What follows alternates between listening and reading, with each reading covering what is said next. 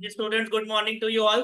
आज की क्लास शुरू करने लगे हैं बिजनेस एंड प्रोफेशन हेड की। अब हम पहले फटाफट से रिवीजन करने लगे हैं। रिवीजन में सारे बच्चे ध्यान देना, ताकि आपको पूरा चैप्टर का एक बार फटाफट ओवरव्यू भी मिले। मैं स्क्रीन भी आपके साथ शेयर कर देता हूँ। रिवीजन हम जो भी कर रहे हैं वो कहाँ से करेंगे? आईसीआई के स्टडी मटेरियल से ही हमने पढ़ना है। एक बार लेटेस्ट रिकैप्चुलेट जो आपका है वो भी खोल लो फटाफट से। हम पढ़ लेते हैं, स्टार्ट करने लगे रिवीजन। बिजनेस एंड प्रोफेशन के लिए कौन से दो मेथड ऑफ अकाउंटिंग हमने करे थे? कैश बेसिस ऑफ अकाउंटिंग और मर्केंटाइल बेसिस ऑफ अकाउंटिंग। लेकिन जो भी फॉलो कर रहे हो रेगुलरली कंसिस्टेंटली उसको ही करना है। ये कहाँ लिखा हुआ है? सेक्शन 45 में लिखा हुआ है। किन दो हेड्स के लिए कैश बेसिस ऑफ अकाउंटिंग है और मर्केंटाइल बेसिस ऑफ अकाउंटिंग है? किन? Business and profession and other sources के लिए आप कैश बेसिस ऑफ अकाउंटिंग भी फॉलो कर सकते हो और मर्केंटाइल भी। Mercantile means accrual basis of accounting. फिर हमने शुरुआत अपनी जो बिजनेस एंड प्रोफेशन की करी थी वो कौन से सेक्शन से करी थी? That was section 28, charging section. जो बिजनेस एंड प्रोफेशन का था वो कहता था जो आप कोई बिजनेस या प्रोफेशन कर रहे हो उसकी इनकम तो बिजनेस एंड प्रोफेशन में जाएगी जाएगी। उसके अलावा हमने यहाँ क्या चीजें पढ़ी थी? एनी कॉम्पनसेशन और अदर पेमेंट ड्यू टू और रिसीव्ड बाय अ पर्सन। कब? जब उसकी टर्मिनेशन ऑफ मैनेजमेंट हो जाए। कब? अगर वो होली या सब्सटेंशियली भी होली किसके अफेयर देख रहा था? इंडियन कंपनी के देख रहा था। तो अगर हम उसको टर्मिनेट कर दे और उसके बदले जो उसको कॉम्पनसेशन मिली वो किस हेड में जाएगी? बिजनेस एंड प्रोफेशन हेड में जाएगी। सेम हमने ऐसी टर्मिनेशन वाली इतनी सारी ये कंडीशन देखी थी, ये आपको यहाँ से पढ़ लेनी है। फिर हमने क्या करा था? हमने कहा था income derive by a trade, professional और similar association from specific services performed for its members. भाई ट्रेड यूनियन बनी होती है। ट्रेड यूनियन किसके लिए काम करना चाहती है? अपने एसोसिएशन के लिए काम करना चाहती है। उसका मोटे प्रॉफिट कमाना नहीं है। पर क्या करती है? एसोसिएशन के लिए कुछ ना कुछ खर्चे होने होते हैं, डिपार्टमेंट जाना होता है, वहां खर्चे होने होते हैं। अब उन्होंने कहा एसोसिएशन को आप सारे हजार हजार रुपया कॉन्ट्रीब्यूट कर देना। हर मेंबर को बोला हजार हजार रुपया कॉन्ट्रीब्यूट कर देना। किसके लिए? एसोसिएशन के लिए। सपोज 100 मेंबर थे, लाख रुपया इकट्ठा हो गया, पर खर्चा सिर्फ 90,000 ही हुआ, तो 10,000 उसकी किस हेड में इनकम टैक्सेबल हो जाएगी? पीजीपीपी में टैक्सेबल हो जाएगी। फिर हमने क्या करा? In case of N assessee carrying on export business the following incentive. Export में ज्यादा सरकार इंसेंटिव देती है कि इंपोर्ट में?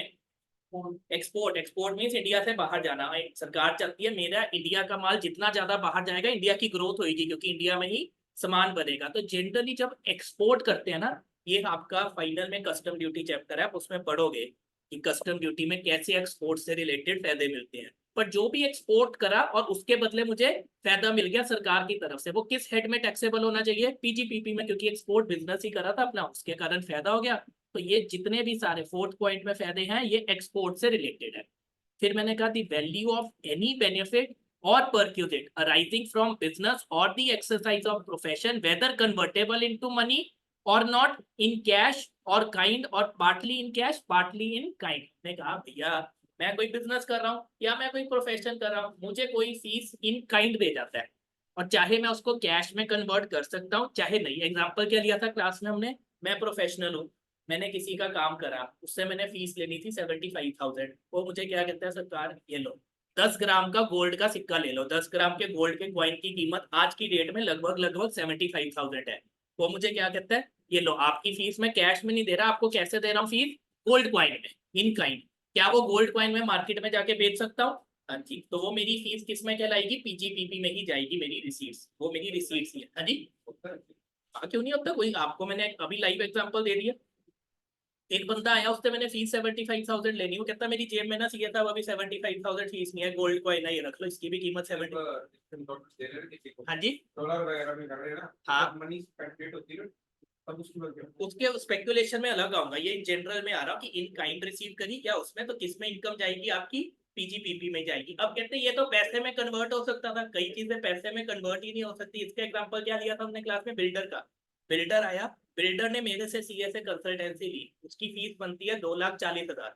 वो कहते हैं सीए साहब आप बाहर से अपना ऑफिस यहाँ एस्टेब्लिश करें, घर ढूंढ रहे हो ना किराए के लिए, एक काम करो मैंने अपने घर बनाए हैं, आप उधर किराए पे रह लेना, और किराए पे रह लेना, मुझे उसके बदले 20,000 रुपया महीना वैसे उसका किराया वो आप ना देना, 1 साल तक कोई किराया ना देना। तो 1 साल तक किराया नहीं दूंगा, मुझे कितने का फायदा हुआ? 2,40,000। 2,40,000 ही मैंने उससे फीस लेनी थी, तो ये फीस भी किस हेड में टैक्सेबल हो जाएगी? पीजीपीपी में। ठीक है, ये सब हमने कहा। चार्जिंग सेक्शन ये बताते हैं, चार्जिंग सेक्शन सिर्फ ये नहीं कहता ना पीजीपीपी की इनकम, कहता है इन काइंड ले लो चाहे कैश ले लो, ये एक्सपोर्ट एंटाइटलमेंट के बेनिफिट ले लो, सब किस में जाएंगे? पीजीपीपी में ही जाएंगे। फिर हमने क्या पढ़ा भाई, पार्टनरशिप फर्म होती है, पार्टनरशिप फर्म से पार्टनर्स को सैलरी मिलती है, पार्टनर्स को इंटरेस्ट मिलता है, पार्टनर्स को बोनस मिलता है, पार्टनर्स को कमीशन मिलती है। जो भी पार्टनर को पार्टनरशिप फर्म से कुछ मिल रहा है वो किस हेड में जाता है, पीजीपीपी हेड में ही जाता है। क्लियर है। फिर हमने करा एनी सम रिसीव्ड और रिसीवेबल इन कैश और kind under an agreement for not carrying out any activity in relation to any business या not sharing any know how. क्या एग्जांपल करा था हमने क्लास में, हमने करा एक रेस्टोरेंट है, रेस्टोरेंट में एक शेफ है। जनरली रेस्टोरेंट, कोई भी रेस्टोरेंट किस लिए चलता है, अगर उसका खाना टेस्टी होता है। खाना टेस्टी किससे बनता है, शेफ। अगर कोई अच्छा बनाता है, शेफ कहता है मैं छोड़ के जा रहा हूँ, मैं छोड़ के जा रहा हूँ, तो बोला कहता है यार, ओनर को लगता है भाई तू रेस्टोरेंट ही ना अपना ऑल खोल लियो मेरे बगल में, मुझे तो बड़ा नुकसान हो जाएगा। वो कहता है ये ले पकड़ 10 लाख रुपया और मेरे साथ एग्रीमेंट कर ले कि तू इस एरिया में रेस्टोरेंट नहीं खोल लेगा। तो उसने उसको किस लिए पैसे दिए, for not carrying out any activity, not carrying out any business, means restaurant ना खोल ले। तो उसको जो शेफ को 10 लाख रुपए मिले, ये भी उसकी किस हेड में टैक्सेबल होएगा, पीजीपीपी में। अब दूसरा हो सकता है नॉट शेयरिंग यानी know how, patent, copyright, trademark. एक मिनट शेफ का एग्जांपल लेते हैं। वैसे know how, patent, copyright, trademark और बहुत होते हैं। शेफ को बोल दिया भाई उन्हें रेस्टोरेंट तो नहीं खोलना, पर जो मेरी रेसिपीज है ना, अब तुझे तो पता ही है सारी क्या रेसिपीज थी, क्योंकि तू खाना बनाता था। रेसिपीज मेरी थी पर मैंने तुझे सिखा दी, ये बाहर जाके किसी को डिस्क्लोज ना कर दियो। नॉट शेयरिंग यानी नोहा कॉपी। तो अगर शेयर ना कर दी, ये ले उसके बदले 5 लाख रुपया भी पकड़, किसी को नहीं शेयर करेगा। तो 5 लाख रुपया शेफ की भी किसमें टैक्सेबल होगी, पीजीपीपी में जाएगी। एनी सम रिसीव्ड और रिसीवेबल इन कैश और in kind under an agreement for these purposes. फिर हमने करा any sum received under a key man insurance policy including the sum allocated by way of bonus on such policy. Key man कौन होते थे, की man organisation के main बंदे, उनकी इंश्योरेंस का पैसा भी अगर मिल रहा है किस हेड में जाता था, पीजीपीपी में। Fair market value of inventory as on the date on which it is converted और treated as capital asset. Jewellery का एग्जांपल लिया था हमने। ज्वेलरी क्या है, इन्वेंट्री है, पर कल को जो ओनर की वाइफ आगे कहती है ये सेट तो मुझे दे दो, मुझे चाहिए, तो वो सेट क्या उसने बेचा, नहीं बेचा। एक तरीके का वो सेट क्या हो गया, इन्वेंट्री से किस में कन्वर्ट हो गया, कैपिटल एसेट में। उसका कैपिटल एसेट बढ़ गया। कहते हैं उस दिन की जो फेयर मार्केट वैल्यू थी ना, हम मान लेंगे उतने में तूने इसको बेच दिया, और जो फेयर मार्केट वैल्यू थी वो तेरी पीजीपीपी में क्या बन जाएगी, सेल्स बन जाएगी। क्लियर। चलो आगे। एनी सम वेदर रिसीव्ड और रिसीवेबल इन कैश और kind on account of any capital asset being demolished, destroyed, discarded under section 3580। 3580 में हमने कौन से एसेट्स करे थे, स्पेसिफाइड बिजनेस के एसेट्स होते थे। स्पेसिफाइड बिजनेस मींस इंफ्रास्ट्रक्चर को डेवलपमेंट के लिए थे, होटल वाला था, इसमें gas line, natural gas line वाला था, वेयर हाउस वाला था, हॉस्पिटल्स वाले थे, इतने सारे हमने 3580 वाले करे थे। कहते उसमें 100% डिडक्शन मिलती थी, 100% डिडक्शन मिल गई। अब कल को जब मैं वो एसेट बेचूंगा, उससे जो पैसा आ रहा है वो भी किसमें टैक्सेबल हो जाएगा, पीजीपीपी में, क्योंकि पहले मैं उसकी 100% डिडक्शन ले चुका। ये सब चीजें क्या किस सेक्शन में लिखी है, सेक्शन 28 में। 29 सेक्शन क्या कहता था अगला, वो कहता था बिजनेस कर रहे हो, बिजनेस कर रहे हो तो उसके लिए पी एंड एल बनाओगे तो ही प्रॉफिट निकलेगा। प्रोफेशन कर रहे हो, पी एंड एल बनाओगे तो ही प्रॉफिट निकलेगा। प्रॉफिट करने के लिए जब आपने कंप्यूट करना है तो किन सेक्शंस को ध्यान रखना है, वो सेक्शन 29 बताता है। किन सेक्शंस को ध्यान रखना है, सेक्शन 30 से लेके 43D तक। जो जो इन सेक्शनों में लिखा है उसको हमें फॉलो करना है। फिर हमने नेक्स्ट सेक्शन कौन सा करा था, सेक्शन 30। इसके लिए हमने क्या करा था, चार्ट करा था क्लास में। सेक्शन 30 क्या कहता है, rent, rates, taxes, repairs and insurance of building, of building. जरूर फोकस रख रहा हूं बिल्डिंग। इसमें क्या था, देखो हमने दो कॉलम बनाए थे, एक ओनर का और एक टेनेंट का। हमने कहा था जो रेंट है क्या ओनर कभी भी पे करेगा, तो उसके केस में बस नॉट एप्लीकेबल। टेनेंट ने जो भी रेंट पे करा बिजनेस के लिए वो उसको अलाउड हो जाएगा। अलाउड का मतलब क्या होता था, पी एंड एल में से उसकी डिडक्शन ले लेंगे। डिसअलाउड का मतलब पी एंड एल में से उसकी डिडक्शन नहीं मिलेगी। क्लियर हो ना, अलाउड डिसअलाउड में कभी कंफ्यूज ना हो जाना। फिर rates and taxes, rates and taxes क्या हो जाते थे, हाउस प्रॉपर्टी के लिए, like municipal taxes. Municipal taxes अगर तो इस बिल्डिंग के, सपोज मैं इस बिल्डिंग का हूँ टेनेंट, म्यूनिसिपल टैक्सेस अगर तो ओनर ने पे करे तो क्या मुझे खर्चा मिलेगा, मैं इस बिल्डिंग में टेनेंट हूँ, अगर म्यूनिसिपल टैक्सेस इस प्रॉपर्टी के ओनर ने पे करे तो क्या मुझे खर्चा मिलेगा, नहीं तो मुझे नहीं मिलेगा, ओनर को अलाउ हो जाएंगे। अगर मैंने खर्चे पे करे होते म्यूनिसिपल टैक्सेस तो मुझे अलाउ हो जाते। क्लियर। फिर हम आगे थे रिपेयर पे। रिपेयर दो टाइप की रिपेयर, रेवेन्यू रिपेयर और capital repair. Capital repair means major repair, revenue में छुटपुट जो खर्चे करते हैं। रेवेन्यू रिपेयर को मैंने आपको बताया था हम क्या बोल देते हैं, करंट रिपेयर भी बोल देते हैं। पर अगर क्वेश्चन में स्पेसिफिकली लिख दिया current repair of capital nature, तो इसका मतलब वो कैपिटल रिपेयर है, अगर क्वेश्चन में स्पेसिफिकली लिख दिया। ये तो क्लियर हो गया। तो रेवेन्यू रिपेयर तो allowed, allowed means P and L में से खर्चा मिल जाएगा। Not allowed means P and L में से तो खर्चा नहीं मिलेगा, पर वो फिक्स्ड एसेट में ऐड हो जाएगी और उसकी मुझे क्या मिलेगी, डेप्रिसिएशन मिलेगी। लेकिन टेनेंट के केस में मैंने करा था, जब टेनेंट है उसकी तो बिल्डिंग ही नहीं है, तो किस कैटेगरी ऑफ फिक्स्ड एसेट में उसको ऐड करें, डीम्ड बिल्डिंग। यहाँ लिखा था डीम्ड बिल्डिंग, तो मतलब कि बिल्डिंग की कैटेगरी में ऐड हो जाएगा और बिल्डिंग पे जो डेप्रिसिएशन के रेट है वो लग जाएंगे। ये टेनेंट के लिए हमने लिखा था। सिमिलरली इंश्योरेंस जो पे करेगा, अगर ओनर ने इस बिल्डिंग की इंश्योरेंस कराई हुई है तो ओनर को खर्चा अलाउ हो जाएगा, टेनेंट ने कराई हुई है तो टेनेंट को। क्लियर है, आगे बढ़ लें। फिर हम आगे थे सेक्शन 31, सेम सेक्शन 30 की तरह था, लेकिन ये क्या था, repair insurance of machinery plant and furniture. 30 section क्या बोलता था, बिल्डिंग, ये क्या बोलते हैं, machinery plant and furniture. Section 31 same, इसमें हमने दो कॉलम बनाए थे, ओनर टेनेंट। रेंट ओनर के केस में तो एप्लीकेबल ही नहीं, टेनेंट पे करेगा और उसको खर्चा अलाउ हो जाएगा। रिपेयर दो टाइप की, वही revenue repair, capital repair. Similarly capital repair not allowed, ये फिक्स्ड एसेट में ऐड हो जाएगी और डेप्रिसिएशन मिल जाएगी। साथ साथ प्लीज आप रिवाइज करना खुद, ये ना सोचो कि मैं बोल रहा हूँ, मुझे तो पता है, ये आपके लिए मैं लेक्चर बना रहा हूँ। अपना एक ओवरव्यू कर लो, इसके बाद हम क्वेश्चंस करेंगे। ओवरव्यू कर लो कि हाँ यार पीजीबीबी में यही था, हमने इतने लेक्चर्स, इतना टाइम लगाया, इतना कंसेप्ट लगाया, पर हाँ आज सर ने जब समराइज कराया अगर याद आ रहा था तो मतलब हमें चैप्टर का ओवरव्यू क्लियर है। बाकी आपको मैं फिर क्लियर कर दूं, समरी लेक्चर का मतलब ये नहीं है कि समरी देखो और उनको सब्स्टिट्यूट कर दो। आप देखो उसमें हमने इतने लेक्चर्स लगाया, समरी तो आज फटाफट खत्म कर देंगे। ये आपके फाइनल टाइम के लिए कि जब आपको करना ये लेक्चर लगाया, सारे कंसेप्ट एक बार गो थ्रू हो जाए आपके लिए, ठीक है। सेम इंश्योरेंस, लेकिन किसके लिए, प्लांट एंड मशीनरी और फर्नीचर के लिए। 31 के बाद कौन सा सेक्शन करा था, 32 करा था, पता है मुझे। 32 में क्या करा था, डेप्रिसिएशन, बहुत इंपॉर्टेंट, पूरा बहुत लंबा इसको हमने चलाया था। तो लेक्चर भी बड़े बड़े इस पर लगाए थे, सारे एक एक पॉइंट इसका देखा था। आ जाओ इसको देखिए, डेप्रिसिएशन में क्या क्या था।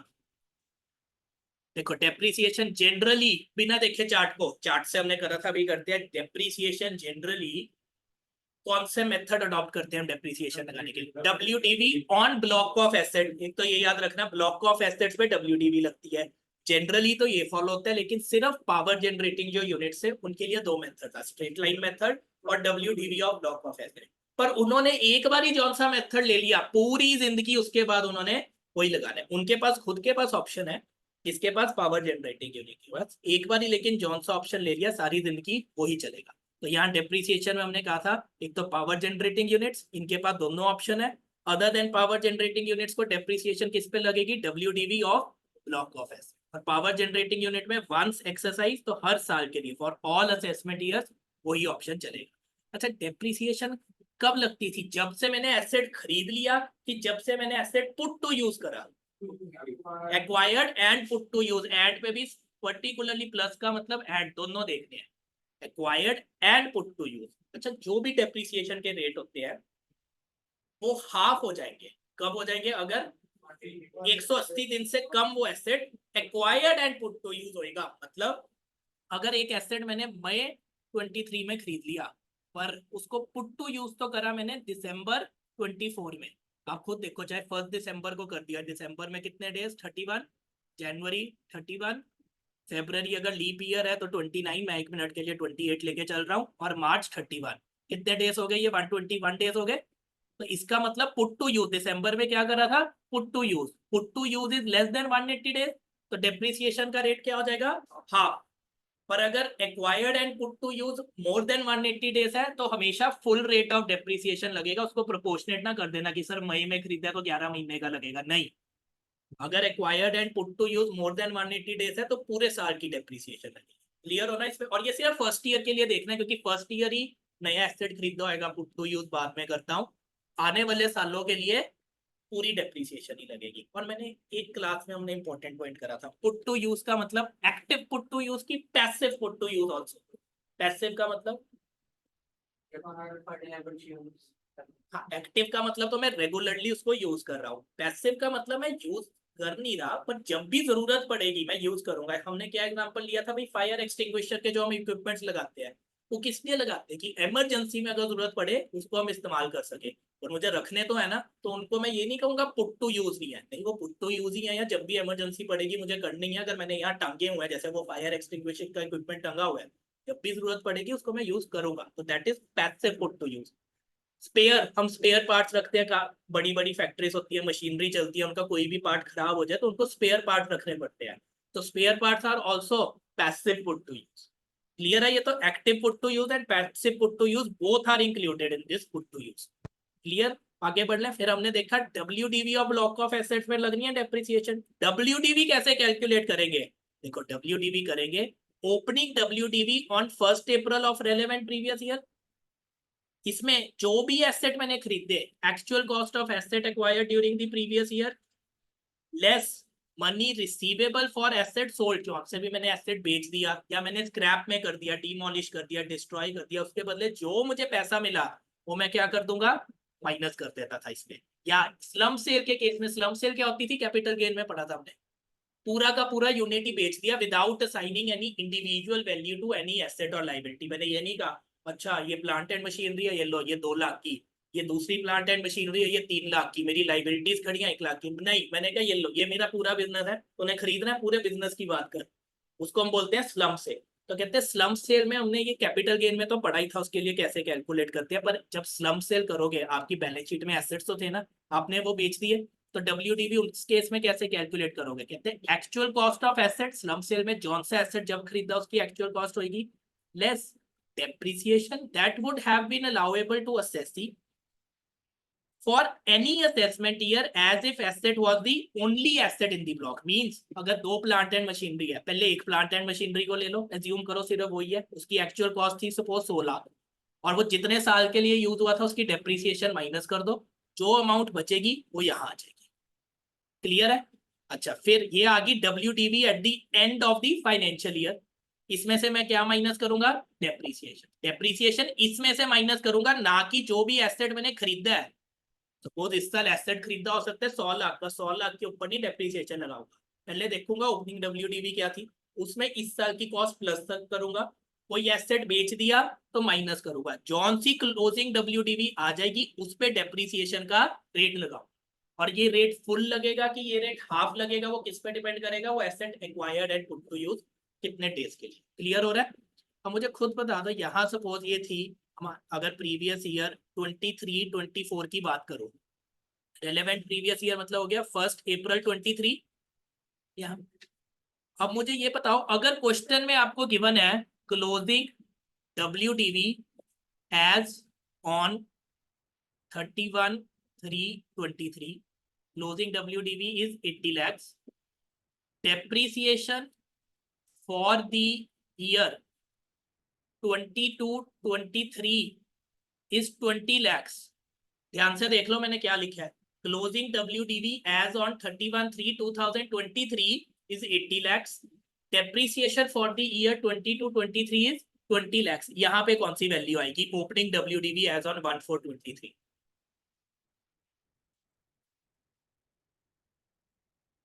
60 lakhs आएगी ना, क्योंकि ये क्या बन गई, इसको माइनस करके ओपनिंग डब्ल्यूडीवी आती है। क्लियर हो सारे बच्चे की 60 lakhs आएगी? यहाँ भी देख लो, नहीं तो हमने चार्ट में भी क्या लिखा है, ये जो क्लोजिंग डब्ल्यूडीवी है इसमें से जब मैं डेप्रीसिएशन माइनस करता हूँ तो ही ये डब्ल्यूडीवी आती है। सारे बच्चे क्लियर हो? ये तो आ गई डब्ल्यूडीवी। फिर हमने कहा था WDV of block of asset में डेप्रीसिएशन लगती है, तो ब्लॉक ऑफ एसेट क्या होते हैं? ब्लॉक ऑफ एसेट होते हैं सर जो भी क्लास ऑफ एसेट है, सेम क्लास ऑफ एसेट्स और उनपे सेम डेप्रिसिएशन रेट लग रहा है, तो इसका मतलब वो एक ही ब्लॉक में जाएंगे। तो क्लास ऑफ एसेट, हमने कितने टाइप के क्लास ऑफ एसेट करें बच्चों? आज का लेक्चर बिल्कुल ध्यान से सुन लो, समराइज हो रहा है, आपको अभी भी काम आएगा, पर जब 2-3 महीने बाद पढ़ोगे ना तब भी ये बहुत लेक्चर काम आएगा। डेप्रिसिएशन बोल रहा WDV of block of asset पे लगती है। ब्लॉक ऑफ एसेट क्या होता है? सेम क्लास ऑफ एसेट्स जिसपे सेम परसेंटेज ऑफ डेप्रिसिएशन लग रही है। तो क्लास ऑफ एसेट हमने कितने टाइप के करे?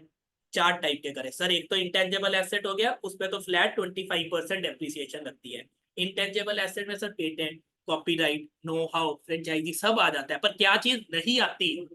गुडविल ऑफ बिजनेस और प्रोफेशन, वो नहीं आती। ठीक है, उसके बाद हमने करा sir tangible asset. Tangible asset में 3 ब्लॉक डिवाइड कर दिए। पहला फर्नीचर एंड फिक्सचर जिसपे flat 10%, furniture and fixture, furniture का तो मतलब हो गया टेबल कुर्सी, या फिक्सचर मतलब ये इलेक्ट्रिक फिटिंग्स वगैरह सब ये फर्नीचर एंड फिक्सचर्स में आ जाएगी। फिर हमने सर करा बिल्डिंग, बिल्डिंग 3 टाइप की करी सर, एक तो residential building used for business, कितने percent depreciation 5।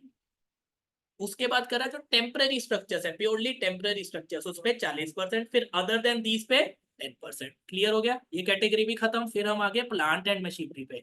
Sir plant and machinery सिर्फ वो नहीं मतलब कि फैक्ट्री में मशीनरी लगा दी जिससे गुड्स हो रहा है, नहीं। शिप्स प्लांट एंड मशीनरी पे, एयरक्राफ्ट प्लांट एंड मशीनरी पे, बुक्स प्लांट एंड मशीनरी में आती है, कार प्लांट एंड मशीनरी में, और उसके अलावा जो नॉर्मल प्लांट एंड मशीनरी है वो तो प्लांट एंड मशीनरी में आएगी आएगी।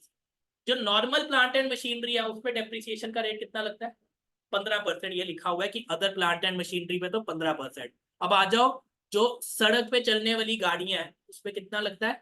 सर वैसे तो 15% ही लगता है उसमें, लेकिन अगर वो हायर के लिए दे रहा हूँ लाइक टैक्सी है तो उस पर कितना लग जाता है? 30%। अब पानी में चलने वाले जहाज पे कितने परसेंट डेप्रिसिएशन? 20%। हवा में चलने वाले 40%। क्लियर। उसके बाद आ जाओ लैपटॉप कंप्यूटर्स, और लैपटॉप कंप्यूटर्स में कंप्यूटर के सॉफ्टवेयर प्रिंटर सब आ जाएंगे, उस पर कितना परसेंट डेप्रिसिएशन? 40। फिर हम आगे से बुक्स, बुक्स पे कितना? एक ही रेट याद रखो 40। पर क्वेश्चन में अगर कुछ भी कंफ्यूजन के लिए दे दिया कि ये लाइब्रेरी बिजनेस में है या लाइब्रेरी बिजनेस में नहीं है, या ये एनुअल पब्लिकेशन की बुक्स हैं या नॉर्मल बुक्स, सब पे 40%। पहले अलग अलग लगता था, तो अब भी क्वेश्चन में कंफ्यूज करने के लिए आपको वर्डिंग अलग अलग दे सकते हैं, पर आपको याद रखना है हर टाइप की बुक्स में कितना परसेंट? 40। तो डेप्रिसिएशन तो चाहे आप ओल्ड टैक्स regime हो चाहे न्यू टैक्स regime हो, आपको मिलनी ही मिलनी है। क्लियर। उसके बाद क्या करा था हमने डेप्रिसिएशन में? Additional depreciation. पहले तो ये बता दो कितने परसेंट से मिलती थी? 20% ऑफ एक्चुअल कॉस्ट, और सिर्फ पहले साल मिलती थी, उस ये नहीं कि हर साल मिलेगी। और लेकिन अगर वो asset acquired and put to use less than 180 days है, फिर क्या हो जाता था? सर 10% मिली। अभी तो आपने बोला सर पहले साल मिलेगी, तो अगले साल नहीं मिलेगी क्या? सर जो बच गई 10% वो फिर अगले साल मिल जाएगी, और अगले साल भी 10% ऑफ एक्चुअल कॉस्ट में मिलेगी। अच्छा, ये एडिशनल डेप्रिसिएशन सबको मिल जाती थी, सबको मींस मैं एक प्रोफेशनल हूं, मैंने लैपटॉप खरीद लिया, laptop is also plant and machinery, तो उस पर मिल जाएगी? नहीं, क्योंकि मैं मैन्युफैक्चरर थोड़ी हूं।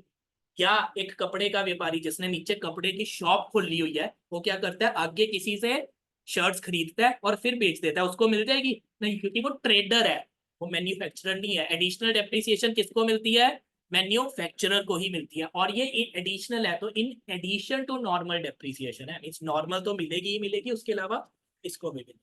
साथ में किसको मिलती है? मैन्युफैक्चरर ऑफ एनी आर्टिकल, और जनरेशन ट्रांसमिशन और डिस्ट्रीब्यूशन ऑफ पावर, जो इन दोनों बिजनेसेस में है उनको क्या मिल जाती है? एडिशनल डेप्रिसिएशन मिल जाती है। क्या क्लियर हो? अच्छा, मैंने सेकेंड हैंड मशीनरी खरीद ली, उस पर भी तो मिल जाएगी ना?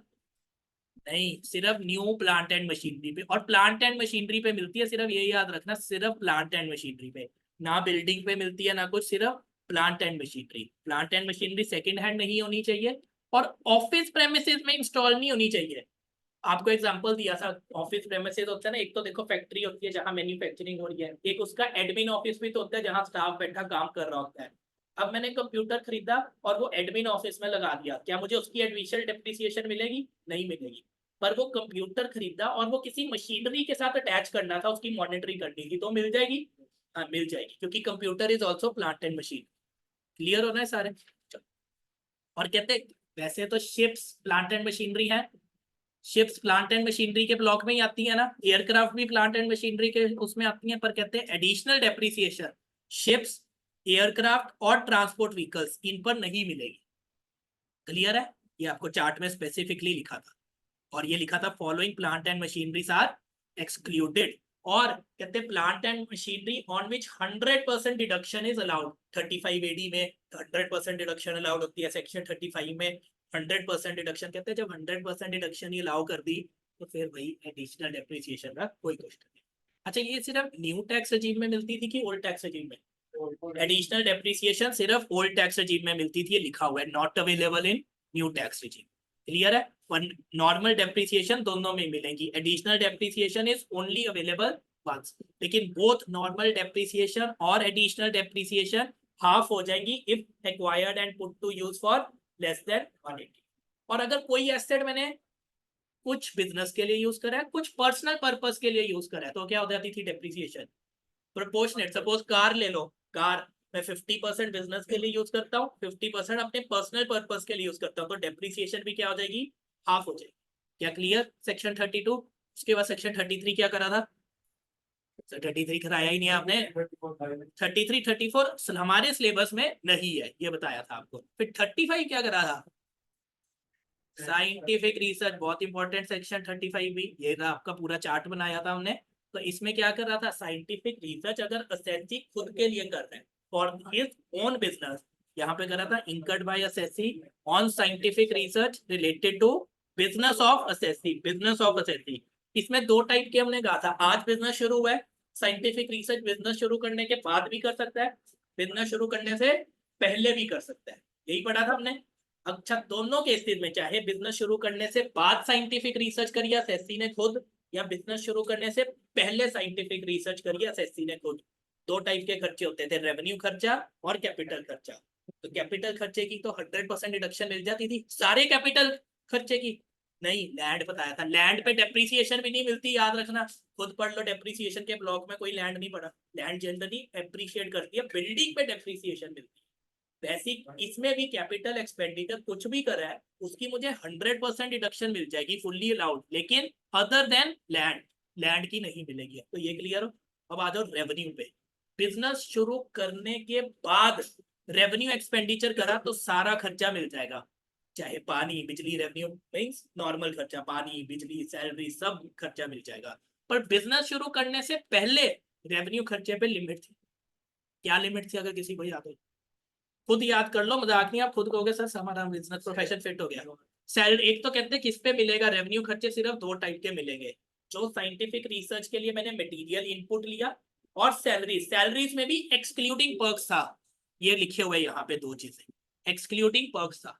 सिर्फ इन दो खर्चों का रेवेन्यू एक्सपेंडिचर मिलेगा कब, अगर बिजनेस शुरू करने से पहले मैंने खर्चा साइंटिफिक रिसर्च शुरू कर दिया। और वो भी एक तो इन दोनों पे मिलेगा, इनकी भी टाइम लिमिट थी। हाँ, मैक्सिमम अगर आज बिजनेस शुरू कर रहा है इससे 3 साल पहले तक जो मैंने खर्चे कर दिए उनकी डिडक्शन मिल जाएगी। ये याद आ रहा है, सच बताओ मुझे, अगर याद आ रहा है तो ही आपको कॉन्फिडेंस आना शुरू हो जाएगा खुद। क्लियर है? आगे बढ़ लू मैं। और सर ये खर्चे की डिडक्शन कब मिलेगी, आज बिजनेस शुरू करा इससे 3 साल पहले आपने खर्चा कर दिया, तो डिडक्शन कब, किस साल में लें? जब बिजनेस शुरू करोगे तो डिडक्शन कब मिल जाएगा, in the year of commencement of business. Clear है? अच्छा, अब इन्होंने एक और चीज बोली, कहते सर जो तो ये कैपिटल खर्चा है इसके लिए मुझे किसी से भी कोई अप्रूवल नहीं लेनी, no approval required from prescribed authority. लेकिन जो रेवेन्यू खर्चा है, रेवेन्यू खर्चा कब, जब मैं खुद के लिए साइंटिफिक रिसर्च कर रहा हूँ अपने बिजनेस के लिए, उसके लिए मुझे प्रेस्क्राइब्ड अथॉरिटी से क्या लेनी पड़ेगी, अप्रूवल। क्लियर है बच्चे? बढ़ लो आगे। ये कब के बात करिए, जब एसएससी इन हाउस रिसर्च कर रहा है, इन हाउस रिसर्च मींस खुद रिसर्च कर रहा है अपने बिजनेस के लिए। अब उल्टा हो सकता है, वो बाहर वाले को पैसा दे रहा है रिसर्च करने के लिए, चाहे खुद के बिजनेस के लिए चाहे किसी भी पर्पस के लिए। सरकार कहती है अच्छी बात है यार, तू रिसर्च करना चाहता है, लोग तू चाहता है कि खुद इंडिया में रिसर्च की चीजें बढ़े, तो इसलिए बाहर वालों को पैसा दे रहा है। तो खुद तो रिसर्च नहीं कर सकता, बाहर वाले कौन से हो सकते हैं, कोई इंडियन कंपनी हो सकती है जो स्पेसिफिकली रिसर्च का काम करती है, इंडियन कंपनी, फॉरेन कंपनी नहीं, क्योंकि इंडियन कंपनी लिखा है सरकार ने। या भाई नेशनल लेबोरेटरी, लेबोरेटरीज हो सकती हैं जो रिसर्च करते हैं, आईआईटीज उनमें रिसर्च चलती रहती है, यूनिवर्सिटीज उनमें रिसर्च चलती रहती है। तो हमने ये कॉलम बना दिया, हमने कहा पेड टू आउटसाइडर में तीन चीजें बना दी। एक तो अप्रूव्ड इंडियन कंपनी को हम पे कर रहे हैं जिसका मेन काम ही क्या है, having the main objective of research and development, उसको हम किस लिए पैसा दे रहे हैं, साइंटिफिक रिसर्च के लिए। या हम approved national laboratory, IIT, university या स्पेसिफाइड पर्सन को दे रहे हैं साइंटिफिक रिसर्च के लिए। या नोटिफाइड, इसमें नोटिफाई आ गया था, नोटिफाई कौन करता है, central government. Notified, approved university, college, research association, उनको किस लिए पैसा दे रहे हैं, साइंटिफिक रिसर्च या स्टैटिस्टिकल रिसर्च और सोशल रिसर्च। सबके लिए जितना पैसा दिया उसकी 100% डिडक्शन मिल जाएगी। आप पूछ सकते सर ये तीन कॉलम एक ही में लिख देते हैं, इसलिए बनाया है कंफ्यूज ना होना। पहले इन पे परसेंटेजेस अलग अलग थी, किसी पे 150% डिडक्शन मिल जाती थी, किसी पे 200 मिल जाती थी, पर अब सब पे फ्लैट है, 100% डिडक्शन मिल जाएगी। क्लियर है? अच्छा, ये लिखा हुआ है नोटिफाइड, अप्रूव्ड, अप्रूव्ड, अप्रूव्ड। अब आज कोई यूनिवर्सिटी अप्रूव थी, मैंने उसको क्या दे दिए, पैसे दे दिए, तो मुझे डिडक्शन मिल जाएगी। मैंने कुछ गलत करा नहीं करा, अप्रूव थी पैसे। अब कल मेरे पैसा देने के बाद कल उससे सरकार अप्रूवल उसकी छीन लेती है, तो क्या मुझे डिडक्शन मना होनी चाहिए? नहीं, मैंने थोड़ी गलती करी, तो इन्होंने यही लिखा है, deduction shall not be denied if approval of such institution has been withdrawn after payment by the. Clear है? अब मुझे खुद बता दो, जिसकी डिडक्शन मिल गई है तो उस पर क्या डेप्रिसिएशन मिलेगी? नहीं, क्योंकि 100% से डिडक्शन मिल गई, डेप्रिसिएशन का क्वेश्चन कहां से आ जाता है? क्लियर हो? तो यहाँ लिख दिया, no depreciation will be admissible on any capital asset जिसपे आपको डिडक्शन 35। क्या 35 आज फटाफट नहीं हुआ? कहा हमने पहले इतना टाइम लगाया था, पर अगर याद है तो ही फटाफट होएगा, नहीं तो सोचोगे सर ये क्या पढ़ाई जा रहे हो। इतनी सी बातें सब क्लियर है। यहाँ ये थ्योरी में भी यही लिखी हुई है, लास्ट में हमने चार्ट के थ्रू भी इसको कर लिया। फिर क्या करा था 35 के बाद? 35 AD क्या था?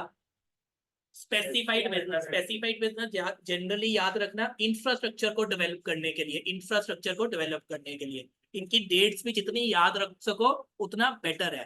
तो ये वाली जो, अच्छा ये बता दो, पिछले सेक्शन में साइंटिफिक रिसर्च में जब मैं बाहर वाले को पैसा देता था साइंटिफिक रिसर्च के लिए, यूनिवर्सिटी, इंडियन कंपनी, वो किस टैक्स रेजिम में मिलता था? सिर्फ ओल्ड में याद रखना, लेकिन जब खुद कर रहा हूँ रिसर्च, वो दोनों में, वो दोनों में ये चीजें जरूर याद रखना। एग्जाम में इन पॉइंट पे कंफ्यूजन रखते हैं ना। अभी जो पेपर होके चुकी है मई में, वो फर्स्ट अटेम्प्ट है जिसमें old tax regime, new tax regime इतना ज्यादा वास्ट पहली बार आएगा। आपका होएगा सेकेंड अटेम्प्ट। तो ये जो टैक्स रेजिम है ना, किसमें कौन सी डिडक्शन मिलती है, इन पे जरूर फोकस रखना। क्लियर है? उसके बाद हम आगे थे 35 AD में। 35 AD स्पेसिफाइड बिजनेस, तो कहते हैं सरकार कहती मैं चाहती हूँ इंफ्रास्ट्रक्चर बढ़े। तो अगर जो मैंने बिजनेस स्पेसिफाई कर दिया कि इस टाइप के ही आप बिजनेस कर रहे हो, तो जितना पैसा लगाओगे उसकी 100% डिडक्शन मिल जाएगी। आप पूछ सकते हो सर 100% डिडक्शन का मतलब क्या है? 100% डिडक्शन का ये मतलब है, रेवेन्यू खर्चा तो हर केस में ही 100% मिलता है। कैपिटल एक्सपेंडिचर का हमेशा मुझे क्या मिलती है? डेप्रीसिएशन। डेप्रीसिएशन एक परसेंटेज होती है।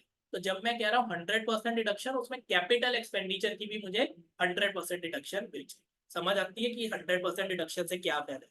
तो स्पेसिफाइड बिजनेस कौन कौन से थे? Setting up and operating cold chain facilities for specified products. Specified products हमने पढ़े थे, उसमें कौन से थे? एग्रीकल्चर वाले भी थे, मीट प्रोडक्ट्स वाले भी थे। उसमें आप ऊपर मेन थ्योरी में सारे जाके पढ़ सकते हो। कोल्ड चेन फैसिलिटीज ये कब शुरू करनी थी? 1/4/2009 के बाद। Setting up and operating warehousing facilities for storing of agriculture produce. Warehouse किसके लिए है? सिर्फ एग्रीकल्चर प्रोड्यूस। और नीचे पढ़ेंगे एक वेयर हाउस शुगर के लिए भी कर दिया था, बाकियों के लिए नहीं है वेयर हाउस। एडिबल ऑयल के लिए warehouse is not specified business. फिर laying and operating a cross country natural gas pipeline और क्रूड पाइपलाइन और petroleum oil pipeline network for distribution. ये कब कहा था? 1/4/2007 के बाद।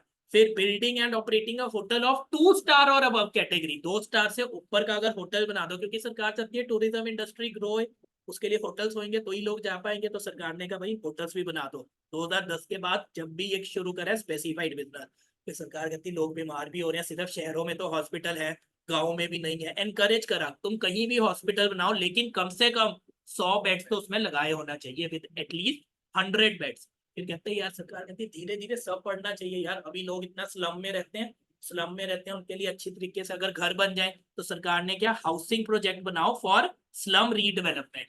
क्लियर है? फिर कहते हैं हाउसिंग तो यार स्लम्स के लिए तो बना ली, स्लम में तो जनरली बहुत लोअर लेवल के लोग रह रहे होते हैं, और यार एक आम आदमी भी, आजकल हाउसिंग बहुत महंगी होगी, तो अफोर्डेबल हाउसिंग भी आम आदमी के लिए मुझे बनानी है। तो सरकार ने क्या बोला? अफोर्डेबल हाउसिंग शुरू करो। इनकी डेट्स बोल दी 1/4/2011 के बाद। फिर कहते हैं सरकार कहती हर बंदे के लिए यार, मुझे तो देखना, किसान है, किसान की फसल खराब हो जाती है, उसको बहुत नुकसान हो जाता है, तो उसके लिए production of fertilizer in India, उसकी फर्टिलाइजर की प्रोडक्शन करो। ये हमारा है, आपको बताया था इंपोर्ट एक्सपोर्ट से रिलेटेड, जनरली जो पोर्ट पे सामान उतरता है। अब चंडीगढ़ वाले बंदे को अगर गुजरात पोर्ट से सामान लाना है, बहुत दूर पड़ता है, तो कहते हैं बीच में कोई स्टेशन कर दो। वो पोर्ट वाले क्या करेंगे? सामान उठा के बीच में अपने ऑफिशियल पोर्ट पर सामान भेज देंगे, उसको हम क्या बोल देते हैं? इनलैंड कंटेनर डिपो, उसको भी एस्टेब्लिश कर दो। फिर beekeeping and production of honey and beeswax. Honey नहीं निकलता, हनी किससे निकलता है? बीज से निकलता है, उसकी भी अगर कोई प्रोडक्शन कर रहा है तो उससे भी आ जाएगा। वेयर हाउस कितने जनों, कितने प्रोडक्ट्स के लिए warehouse was specified business? Sugar and agriculture products. Agriculture products ऊपर पढ़ लिया, ये रहा warehousing of sugar, warehousing facilities for storage of sugar. फिर हमने कहा था laying and operating a slurry pipeline for transportation of iron, और आयरन को ट्रांसफर करने के लिए मोल्टन आयरन को, उसके लिए स्लरी पाइपलाइन बना दो। Setting up and operating a semiconductor vapour fabrication manufacturing unit, ये चिप वगैरह के लिए लगते हैं, तो इसके लिए भी यूनिट अगर आप ला दो। Developing and maintaining and operating, ये हमने क्या रहा था, डेवलपिंग को अलग पढ़ो, डेवलपिंग और मेंटेनिंग एंड ऑपरेटिंग, और developing maintaining and operating a new infrastructure facilities. Infrastructure facility क्या होती है वो हमने उधर पढ़ी थी। इंफ्रास्ट्रक्चर फैसिलिटी क्या क्या होती है, मेन पॉइंट में लिखी हुई है आपके, रोड्स को बनाना, ब्रिजेस को बनाना। अब रोड है, रोड बना दी, सरकार कहती है एक तो क्या कर, तू सिर्फ रोड को बना दे, एक क्या कर, बना के ऑपरेट भी इसको कर, एक बनाइयो भी, ऑपरेट भी करियो और मेंटेन भी तू करियो। कुछ भी अगर ऐसा कर रहा है तो किसमें आ जाएगा, specified business. Section 35 AD clear है। 100% डिडक्शन मिल जाएगी, किस टैक्स रेजिम में मिलेगी, ओल्ड टैक्स रेजिम में मिलेगी। अब फिर हम आगे थे 35D में, पहले 35 करा था scientific research, 35AD specified business, फिर आगे थे 35D, याद है कुछ भी धुंधला सा बिना पढ़े। प्रीलिमिनरी एक्सपेंसिव मींस आज मैं बिजनेस अगर शुरू कर रहा हूं तो उस शुरू करने से पहले के भी तो कुछ खर्चे हो सकते हैं। पार्टनरशिप एग्रीमेंट बनाया, कंपनी है तो MOA बनाया, AOA बनाया, मार्केट रिसर्च करी, फीजिबिलिटी रिपोर्ट बनाई, ये सब बिजनेस शुरू करने से पहले के खर्चे होते हैं। तो कहते हैं इनकी भी आपको डिडक्शन मिल जाएगी। कब मिलेगी डिडक्शन, जब बिजनेस शुरू करूंगा पहली बात तो तब से मिलेगी। कहते हैं और 100% डिडक्शन तब नहीं मिल जाएगी जब बिजनेस शुरू कर रहे हो, 5 सालों में मिलेगी। जितना भी खर्चा करा, सपोज आपका प्रीलिमिनरी एक्सपेंसेस 1 लाख हुआ, इसको डिवाइडेड बाय 5 कर दो तो 20,000 बना, पर ईयर 20,000 मिलेगी। और कब से मिलेगी, जब से बिजनेस शुरू करवाएगा, इसमें तो कोई डाउट नहीं। पर कहते सिर्फ किसको मिलेगी, इंडियन कंपनीज को, या अगर कोई कंपनी नहीं है लेकिन वो रेजिडेंट है इंडिया का, नॉन रेजिडेंट को ये वाली डिडक्शन नहीं मिलती, इतना याद रखें। हाँ जी, अभी मैंने क्या बोला बताओ, आप बताओ प्रीलिमिनरी, अभी मैं बोल के चुका हूँ क्या क्या आ जाएगा। प्रीलिमिनरी एक्सपेंसेस बच्चे, मतलब आज मैं बिजनेस शुरू कर रहा हूँ, बिजनेस शुरू करने के बाद तो चलो जो खर्चे होंगे वो तो P&L में चले जाए। कहते हैं कुछ खर्चे ऐसे होते हैं बिजनेस शुरू करने से पहले के खर्चे होते हैं, वो क्या हो सकते हैं। मैंने अभी शुरू कर रहा हूँ बिजनेस, मैंने कहा मार्केट रिसर्च करवाऊँ, एक फिजिबिलिटी रिपोर्ट बनाऊं, ये बिजनेस शुरू करना वाइबल भी है कि नहीं है। अगर पार्टनरशिप में शुरू कर रहा हूँ, मैंने पार्टनरशिप एग्रीमेंट बनवाया होगा। कंपनी कर रहा हूँ, कंपनी के लिए memorandum of articles, association of articles, ये सब बनाए होंगे। ये सब बिजनेस शुरू करने से पहले के खर्चे हैं। ठीक है बच्चे, तो ये जब मैं बिजनेस शुरू करूंगा उसके अगले 5 सालों में मुझे वो डिडक्शन मिल जाएगी। क्लियर है इतनी सी बात। लेकिन ये बताया था जितनी भी है वो खर्चे तो मिल जाएंगे, सपोज 1 लाख करा मिल जाएगा, पर ये 1 लाख के ऊपर ना लिमिट सरकार ने कर दी। लिमिट क्या करी थी, अगर किसी को याद हो, जनरल लिमिट थी 5% of the cost of the project. कहते हैं ऑब्वियसली यार, अगर मैं एक प्रोजेक्ट बना रहा हूँ, मैं वो प्रोजेक्ट की कॉस्ट देख रहा हूँ, यार मेरी कॉस्ट तो सारी है 5 लाख, तो आपको लग रहा है क्या मेरे प्रीलिमिनरी एक्सपेंसेस 1 लाख जस्टिफाई हो रहे हैं, 20% में सिर्फ प्रीलिमिनरी एक्सपेंसेस ही कर दूं? नहीं, सरकार कहती इस पे अपर कैपिंग है आपकी प्रीलिमिनरी एक्सपेंसेस पे, वो है 5% of the cost of the project. Cost of project में क्या लेंगे, जितना भी पैसा मैंने फिक्स्ड एसेट पे लगाया है। और वो कब देखेंगे, अगर बिजनेस इस साल शुरू करा है, बिजनेस किस साल शुरू करा है, 23-24 में, 23-24 का लास्ट डे देख लो, 31/3/2024 last day of the previous year. 31/3/2024 को जो भी वैल्यू मैंने फिक्स्ड एसेट में लगाई हुई थी उसका कर लूंगा 5%। सपोज मैंने फिक्स्ड एसेट में पैसा लगाया हुआ था 10 लाख रुपया, 10 लाख का 5% कितना होता है, 50,000।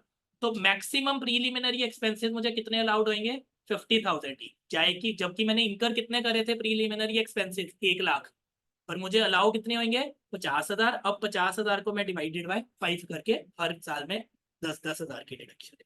ठीक है, maximum preliminary, Shashank doubt, maximum preliminary expenses कितने अलाउड होंगे, 5% of the cost of the project. पर कहते हैं इंडियन कंपनी को ना ऑप्शन दे दिया, कहते तू क्या ले, 5% of the cost of the project और 5% ऑफ द कैपिटल इंप्लॉयड, जौन सी भी ज्यादा आएगी तेरे लिए अपर लिमिट वो है। अब कहते हैं कैपिटल इंप्लॉयड क्या होगी, कैपिटल इंप्लॉयड क्या मतलब होता है, कैपिटल इंप्लॉयड जो पैसा मैंने बिजनेस में लगाया है, इंडियन कंपनी ने उसकी बैलेंस शीट में कौन कौन सा पैसा बिजनेस में लगाएगा, शेयर कैपिटल, डिबेंचर्स, लोन, बाहर से लोन, यही पैसा बिजनेस में लगा है। तो कहते हैं कैपिटल इंप्लॉयड का क्या मतलब है, aggregate of issued share capital, debentures, long term borrowing as on the last day of the previous. बोलो इतनी सी बात क्लियर है। फिर हम आगे थे 35D है। 35 में पहले 35 करा scientific research, 35AD specified business, 35D preliminary expenses. अब कर रहे हैं 35DDA। 35DDA क्या था? वॉलेंट्री रिटायरमेंट पे अगर मैंने किसी को कोई लमसम पैसा दे दिया, कोई बंदा वॉलेंट्री रिटायर कर रहा है, उसको मैंने कहा ये ले 10 लाख रुपए तेरे पड़े थे, तो वो 10 लाख की डिडक्शन उसी साल नहीं मिल जाएगी, वो भी 5 सालों में डिवाइड होगी। बस यही क्लियर। 35 सेक्शन खत्म। फिर हम आगे थे 36। 36 में क्या क्या पढ़ा था? Interest paid in respect of capital borrowed for the purposes of business और प्रोफेशन। कहते कैपिटल बोरो करी बिजनेस और प्रोफेशन के लिए, उसके इंटरेस्ट की डिडक्शन मुझे मिल जाएगी। पर इसमें करा था अगर मैंने कैपिटल एसेट के लिए कोई अमाउंट बोरो करी है और उस पर जो इंटरेस्ट दे रहा हूं उसका क्या ट्रीटमेंट होता था, अगर कोई मुझे बता। अगर तो पुट टू यूज करने से पहले का इंटरेस्ट दे रहा हूं, आज मैंने एसेट खरीदा और उसको पुट टू यूज कर दिया, और आज तक का इंटरेस्ट क्या होता था? कैपिटलाइज। पुट टू यूज करने के बाद का इंटरेस्ट क्या होता था? P&L में सीधा चले जाता। यही हमने पढ़ा था क्या, मुझे बता दो।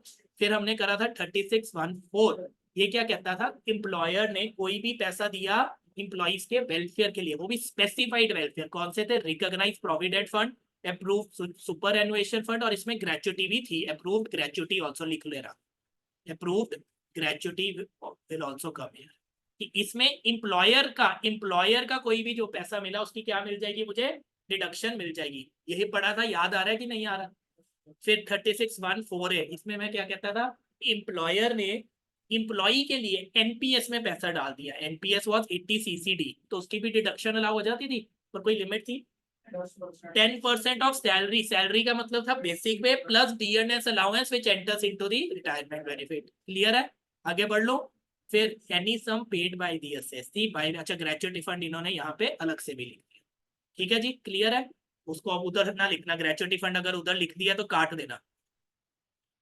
यहाँ पे अप्रूव ग्रेचुटी फंड इन्होंने यहाँ पे लिख दिया। बोलो इतनी सी बात क्लियर है। फिर यहाँ 36(1)(5 है, वो कहते हैं एनी सम।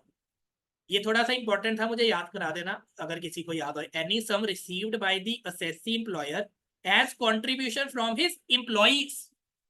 प्रोविडेंट फंड का दो टाइप का कंट्रीब्यूशन था, एक एम्प्लॉयर्स कंट्रीब्यूशन, एक एम्प्लॉइज कंट्रीब्यूशन। एम्प्लॉयर कंट्रीब्यूशन तो यहाँ अलाउ हो गया।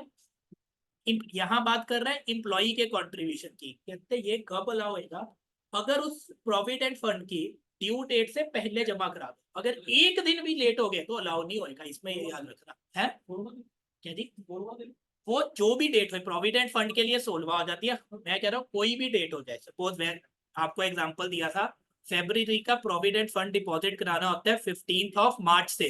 अगर आपने 16 मार्च भी कर दी तो इंप्लॉई वाला तो अलाउ नहीं होएगा, एम्प्लॉयर का अलाउ हो जाएगा। एम्प्लॉयर का भी कब अलाउ हो जाएगा? 43B सेक्शन कुछ याद आ रहा है। अगर रिटर्न भरने के ड्यू डेट से पहले पहले भर दूं ये भी, तो वो तो अलाउ हो जाएगा। नहीं तो रिटर्न भरने की ड्यू डेट के बाद भरता हूँ तो जिस साल भरता हूँ वो लाभ। लेकिन एम्प्लॉयर का कॉन्ट्रैक्ट, एम्प्लॉई का तो लेट कर दिया तो अलाउ नहीं होगा। क्लियर। फिर हम आगे थे 36(1)(7 बैड डेट्स। बैड डेट्स की डिडक्शन कब अलाउ होगी? कहते हैं एक तो रिटर्न ऑफ करना उसको। Return of means balance sheet में आ रहे होंगे तो ही राइट ऑफ करोगे ना। बैलेंस शीट में अगर डेटर आ रहे होंगे, इनको खत्म करोगे तो ही आपको डिडक्शन मिल जाएगी, तो डिडक्शन ले लेना। पर अगर खत्म करे हुए बाद में रिकवर कर लिए तो जिस साल रिकवर कर लिए उस साल वो टैक्सेबल हो जाएंगे। यही बताया था आपको। पर मैंने आपको ये बताया कई बार क्या होता है, आपने P&L में तो सेल बुक कर ली पर डेटर नहीं बुक करे और उनको बाद में वो सेल के पैसे भी नहीं आए, तो क्या डिडक्शन मिल जाएगी? किस केस में बताया था ये? डीप नहीं बताया था, मैंने बताया था जनरली तो बैड डेट की डिडक्शन, जनरली बैड डेट की डिडक्शन कम मिलेगी अगर मैं डेटर को राइट ऑफ करूंगा, मींस बुक से खत्म करूंगा। पर अगर मैंने डेटर बुक्स में बुक ही नहीं करे हुए तो उसको राइट ऑफ कैसे करूं? क्योंकि कई बारी क्या होता है, ICDS income computation disclosure standard, जो कि फाइनल में पढ़ने हैं आपने, उनके रूल्स के तहत आपको बैलेंस शीट में बुक ही नहीं करना होता डेटर, पर इनकम जरूर बुक करनी होती है। तो कहते हैं अगर वो इनकम के पैसे आएंगे ही नहीं उधारी पे तो आपने डेटर राइट ऑफ कैसे करोगे? क्योंकि बुक्स में बुक ही नहीं करा, पर उसकी भी डिडक्शन मिल जाएगी। ये ICDS वाला पॉइंट यहाँ लिखा हुआ है। क्लियर है? और कोई इसमें कोई भी डाउट आ रहा है बता दो मुझे। कहते हैं उसके अलावा फैमिली प्रमोशन के एक्सपेंसेस के लिए कोई खर्चा कर रहे हो, फैमिली उसको मतलब कि फैमिली प्लानिंग के लिए आपको बताना है कि यार फैमिली प्लानिंग करनी जरूरी है, तो उसके लिए आपने जो भी खर्चा करा है उसकी डिडक्शन मिल जाएगी। लेकिन अगर वो खर्चा कैपिटल नेचर का है ना, तो सारी डिडक्शन उस साल नहीं मिलेगी। 1/5 1/5 1/5 वही, इसको डिवाइडेड बाय 5 करके हर साल 5 उसमें ले लो। लेकिन जो ये फैमिली प्लानिंग वाली जो अपना एक्सपेंडिचर है, ये सिर्फ किस असेसी को मिलती थी? अरे नहीं, कंपनीज को मिलती थी। कंपनी, ये देखो कंपनी, कंपनी को सर्कल कर लो और लिख लो not allowable to deduction for non corporate assets. सिर्फ कंपनी को मिलती है, ये सर्कल कर लो। एंड नॉट, ये नॉट को भी कर लेना, not available to non corporate assets. Clear है? फिर हमने करा था सिक्योरिटी ट्रांजैक्शन टैक्स, एसटीटी, या CTT is commodities transaction tax. ये शेयर एक्सचेंज में लगता है, जब तो मैं सिक्योरिटीज लेता हूँ तो एसटीटी लग जाता है, और जब कमोडिटीज की एक्सचेंज करता हूँ तो सीटीटी लग जाता है। अगर मेरा बिजनेस ही शेयर्स को हर रोज खरीदना बेचना है, तो मेरी जो शेयर्स को खरीदने बेचने से इनकम कहाँ जा रही होगी? पीजीपीपी हेड में जा रही होगी। तो कहते हैं उसके लिए मैंने एसटीटी भी पे करा ही होगा, एसटीटी की डिडक्शन मिल जाएगी, सीटीटी की भी डिडक्शन मिल जाएगी, अगर मेरा काम ही यही है। इसमें मैंने आपको कहा था याद करना। पर अगर मेरा हर रोज का काम शेयर्स बेचना खरीदना नहीं है, एज एन इन्वेस्टमेंट मैंने शेयर्स में इन्वेस्ट करी है, तो कल को जब मैं शेयर्स बेचूंगा एज एन इन्वेस्टमेंट वाले, तो वो किस हेड में जाते थे? कैपिटल गेन में। अब कैपिटल गेन में जाएंगे तो पहले मैं लिखूंगा फुल वैल्यू ऑफ कंसिडरेशन, मतलब sale proceeds, minus expenses related to transfer. तो वो STT is also expense related to transfer, मतलब मैंने बेचा, तो क्या यहाँ वो एसटीटी माइनस हो जाता था? मैंने स्पेसिफिकली बताया था कैपिटल गेन में एसटीटी नहीं माइनस होता है। पर अगर पीजीपीपी में वो इनकम जा रही है तो एसटीटी की डिडक्शन मिल जाएगी। याद रखना, ये लिंकेज दोनों की, कैपिटल गेन भी हम कर चुके हैं, अब कंफ्यूज ना होना। क्लियर है? उसके बाद हम जनरल सेक्शन आ गए थे, सेक्शन 37। 37 क्या कहता है भैया? कोई भी any expenditure shall be allowable under 37 provided it is not in the nature of expenditure describe under section 30 to 36। ऊपर के सेक्शन क्या तो उन्हीं में मिलेगी। It is not in the nature of capital expenditure, क्योंकि कैपिटल एक्सपेंडिचर की तो डेप्रिसिएशन मिलती है। It is not a personal expenditure, personal expenditure कभी भी P&L में नहीं आता है। It is laid out and expanded Holi and exclusively for the purpose of business, particularly सिर्फ बिजनेस के लिए वो खर्चा करा होना चाहिए। And it is not incurred for any purpose which is offence और which is prohibited by law. आपको बताया था इलीगल इनकम तो इनकम मान ली जाती है और उस पर टैक्स लग जाता है, पर क्या इलीगल खर्चा कभी भी अलाउ होता है? नहीं अलाउ होता। चाहे आप ये कहो यार मुझे तो बिजनेस करने के लिए इलीगल खर्चा करना ही था, ब्राइब देनी थी, नहीं भाई, ये खर्चा आपको कभी भी अलाउ नहीं होगा। अच्छा, सीएसआर क्या करा था हमने, कुछ याद है? Corporate social responsibility. ये आप लॉ में पढ़ोगे, सेक्शन 135 ऑफ कंपनीज एक्ट है। वो क्या कहता है? बड़ी कंपनीज पे लगता है, कंपनीज एक्ट का सेक्शन है तो सिर्फ कंपनीज पे लगेगा, और कंपनीज पे भी स्पेसिफाइड कंपनीज है कि जिनका प्रॉफिट अच्छा है, या जिनकी टर्नओवर अच्छी है, या जिनका नेटवर्थ अच्छी है। तो सरकार कहती है कंपनीज को, भैया तुम इतना पैसा कमा रहे हो, सोसाइटी के लिए भी कुछ करो, तुम्हारी सोसाइटी की तरफ रिस्पॉन्सिबिलिटी है, that's why corporate social responsibility. तो उसके कारण जो भी कंपनी ने खर्चा करा वो P&L में से अलाउ नहीं होएगा, it is not an expenditure. हमने क्लास में डिटेल में इसको थोड़ा सा डिस्कस भी करा था। बोलो क्लियर है इतनी सी बात? अब आगे बढ़ ले इसके बाद। और उसके बाद 37 में एक और खर्चा था, कहते एक ना खर्चा है वो और अलाउ नहीं होएगा। कौन सा खर्चा नहीं अलाउ होएगा? पॉलिटिकल पार्टीज को अगर मैं कुछ भी डोनेशन दूं वो अलाउ होनी चाहिए। पहली बात तो वो वैसे P&L से नहीं अलाउ होनी चाहिए, उनकी डिडक्शन अलग से मिलती है, पढ़ेंगे। पर कई जने क्या करते हैं पॉलिटिकल पार्टीज को देने के लिए ना, कहते हैं पॉलिटिकल पार्टीज ने एक एडवर्टाइजमेंट एजेंसी खड़ी कर दी, और बिजनेसमैन कहता है मैंने उसको पैसे किस लिए दिए? एडवर्टाइजमेंट के लिए, डोनेशन के लिए नहीं दिए। कहते नहीं, अगर आपने कोई भी एडवर्टाइजमेंट पे पैसा खर्च करा, ब्रोशर ट्रैक पैम्फलेट पे पैसा खर्च करा, लेकिन वो कौन पब्लिश कर रहा है? एक पॉलिटिकल पार्टी कर रही है, तो वो वाला खर्चा भी कभी भी अलाउ नहीं होएगा। क्लियर है? इलीगल खर्चा कभी भी अलाउ होएगा, चाहे इन इंडिया का है चाहे आउटसाइड का है, कोई भी ऑफेंस कर रहा है वो भी आपको अलाउ नहीं होएगा। बोलो क्लियर है बात? 37 सेक्शन भी हो गया हमारा। बच्चे जरूर इस पे ध्यान दे लो, आपके लिए अभी भी हेल्पफुल रहेगा। बाद में जब आप पढ़ोगे ना, पढ़ना तो आपको बुक से है ही, अगर एक बार इसको सुन लोगे, एक बार ना फटाफट जिसे कहते हैं नहीं, रिफ्रेश से हो जाते हैं। आप पढ़ोगे, ये नहीं है कि आप नहीं पढ़ पाओगे, एकदम से टाइम लगता है। एकदम से इन सेक्शन को सुन लो, आपको कई बार बुक भी ना सामने रखो, जब आप 2-3 महीने बाद करोगे ना, ईयरफोन्स लगा ली कान में, सुन लो, जौन सी भी स्पीड पे लगता है, स्पीड बढ़ानी है स्पीड बढ़ा लो, आपके सेक्शन फटाफट रिवाइज हो जाएंगे। फिर जब बुक से पढ़ोगे बड़ा इजी लगेगा पढ़ना, नहीं तो लगेगा वो यार ये क्या था, क्योंकि ये बड़ा हेड है, पीजीपीपी और इम्पोर्टेंट हेड है, दोनों बड़े के साथ इम्पोर्टेंट भी। फिर 37 के बाद 38 सेक्शन क्या कहता था? 38 सेक्शन क्या कहता था? कहता था कुछ नहीं यार, सिंपल सा सेक्शन है, अगर कुछ भी मैंने पर्सनल एक्सपेंडिचर करा है तो वो उस अकॉर्डिंग प्रोपोर्शनेट हो जाएगा। 38 सेक्शन बस खत्म। 39 सेक्शन फाइनेंस एक्ट से ही ओमिट हो चुका है। फिर हम आ गए थे सेक्शन 40। अभी तक तो हम पढ़ रहे थे 30 में ये डिडक्शन अलाउ होगी, 31 में पढ़ रहे थे ये डिडक्शन अलाउ होगी। अब 40 सेक्शन कहता है अमाउंट्स नॉट डिडक्टेबल, कि ये तो P&L से अलाउ ही नहीं होगी। इसमें हमने फर्स्ट उठाया था कि अगर मैं कोई भी पेमेंट कर रहा हूँ उस पर मैंने TDS नहीं काटा तो वो खर्चा अलाउ नहीं होता। पर इसमें दो केस करे थे। एक तो करा था मैं पेमेंट कर रहा हूँ बाहर और अगर TDS नहीं काटा तो वो 100% ही नहीं अलाउ होएगा। एक होता है मैं पेमेंट कर रहा हूँ इंडिया में और उस पर TDS नहीं काटा तो पूरा 100% नहीं अलाउ होता था, 30% डिसअलाउ होता था। यहाँ 30% डिसअलाउ होता था इंडिया वाले के लिए, बाहर वाले के लिए 100% डिसअलाउ होता था। पर ये भी सारा का सारा खर्चा मिल जाता था जिस साल मैं TDS काट लेता था। और अगर काट इसी साल लिया, इसी साल मीन्स 23-24 में ही काट लिया, पर 23-24 की रिटर्न भरने की ड्यू डेट क्या होती है? 31 जुलाई 24 या 31 अक्टूबर 24। तो कहते हैं इस रिटर्न से पहले भर दिया तो भी अलाउ हो जाएगा, प्रोवाइडेड TDS 23-24 में काट लिया। यही हमने कर लिया था इसका। पर एक एक्सेप्शन थी इसकी, अगर कुछ याद हो हिंट दे देता हूँ, सैलरीज। अगर सैलरी बाहर आउटसाइड इंडिया पे कर रहा हूँ, सैलरी आउटसाइड इंडिया पे कर रहा हूँ और उस पर TDS नहीं काटता या काट के जमा नहीं कराया, लेट हो गया, तो कभी भी नहीं वो खर्चा ना होगा। सिर्फ सैलरीज का ये बताया था, याद है? हाँ जी, जब आउटसाइड दे रहे तब। इन इंडिया वाला तो जब वही सेम रूल है। क्लियर? आगे बढ़ लो। चलो फिर हमने करा था क्या? Income tax. इनकम टैक्स कभी भी P&L से खर्चा मिलता है? नहीं मिलता भाई। इनकम टैक्स प्रॉफिट पे ही लगेगा, प्रॉफिट के लिए P&L से थोड़ी मैं माइनस कर दूंगा। And income tax include cess surcharge everything. Clear? और वो सैलरी वाला जो अभी आपको बताया बाहर दे रहे हो आउटसाइड इंडिया या टू नॉन रेजिडेंट, वो ये लिखा हुआ है सर्कल कर लो, आउटसाइड इंडिया और टू अ नॉन रेजिडेंट। फिर मैंने बताया था नॉन मॉनेटरी परक्यूजिट्स।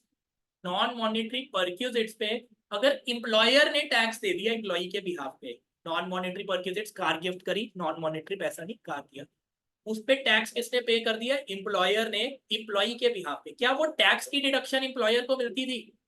वो टैक्स की डिडक्शन एम्प्लॉयर को नहीं मिलती थी। किसकी? टैक्स की, टैक्स पेड। अगर एम्प्लॉयर को डिडक्शन नहीं मिल रही थी तो सैलरी टॉपिक में भी यही करा था, एम्प्लॉय की इनकम में भी ये टैक्स अमाउंट नहीं जुड़ती थी। एम्प्लॉय की इनकम में भी लिंक कर लेना, पहले STT का लिंक कराया कैपिटल गेन और बिजनेस है, इसका लिंक बिजनेस और सैलरी से। अब लिंक कर पा रहे हो? चलो सेक्शन 40 क्या था? क्या डिडक्शंस नहीं मिलेंगी, एक तो ये कर ली। अब हम आ जाते हैं पार्टनरशिप फर्म में। पार्टनरशिप फर्म अपनी पार्टनर्स को सैलरी, बोनस, कमीशन या उनके कैपिटल पे क्या देती है? इंटरेस्ट देती है। तो हमने पढ़ा भैया पहली बात तो सैलरी सिर्फ किसको मिलनी चाहिए? वर्किंग पार्टनर को मिलनी चाहिए। दो टाइप के पार्टनर होते हैं ना, working, non working. Non working को स्लीपिंग पार्टनर भी बोल देते हैं। मीन्स वो पार्टनरशिप फर्म के लिए काम नहीं कर रहा, उसने सिर्फ पार्टनरशिप फर्म में पैसा लगाया हुआ है। तो सैलरी सिर्फ किसको मिलती है? तो वर्किंग पार्टनर को। इंटरेस्ट क्या सिर्फ वर्किंग पार्टनर को मिलेगा? नहीं, इंटरेस्ट तो उसको मिलेगा जिसने पैसा लगाया। पैसा तो नॉन वर्किंग ने भी लगाया और वर्किंग ने। पर कहते हैं दोनों ही, चाहे सैलरी है चाहे इंटरेस्ट, तभी मिल सकता है अगर पार्टनरशिप डीड में लिखा हुआ है कि सैलरी या इंटरेस्ट हम दे सकते हैं। Means authorized by the partnership deed. अगर मैंने पार्टनरशिप डीड पहले बनाई और उसमें कुछ नहीं लिखा कि सैलरी और इंटरेस्ट मिलेगी, आज मैं अमेंड करता हूँ पार्टनरशिप डीड, आज लिखता हूँ कि सैलरी और इंटरेस्ट मिल जाएगा, तो आज की डेट से मिल सकता है, पुरानी डेट से तो भी नहीं मिल सकता। मतलब अगर मैंने ओरिजिनल पार्टनरशिप डीड 1/4/2022 को बनाई और इसमें लिखा कि सैलरी और इंटरेस्ट नहीं मिलेंगे, फिर मैंने 1/4/2023 को अमेंड कर दिया और उसमें लिखा सैलरी भी मिल जाएगी और इंटरेस्ट भी मिल जाएगा, तो ये दोनों मिल जाएंगे। पर इस डीड में मैं ये नहीं कह सकता कि विद रिट्रोस्पेक्टिव इफेक्ट 1/4/2022 मिल जाएंगे, पुरानी रिट्रोस्पेक्टिव इफेक्ट नहीं कर सकता। इतनी सी बात क्लियर है? तो एक तो ये हो गया पार्टनरशिप डीड से ऑथोराइज होने चाहिए, वर्किंग पार्टनर को सिर्फ सैलरी मिलेगी, इंटरेस्ट दोनों पार्टनर्स को मिलेगा। अब इन पे लिमिट रख दी, तो ऑथोराइज तो होनी चाहिए। उसके बाद मैक्सिमम इंटरेस्ट कितना मिल सकता है? 12% पर एनम, एक तो ये बताया था।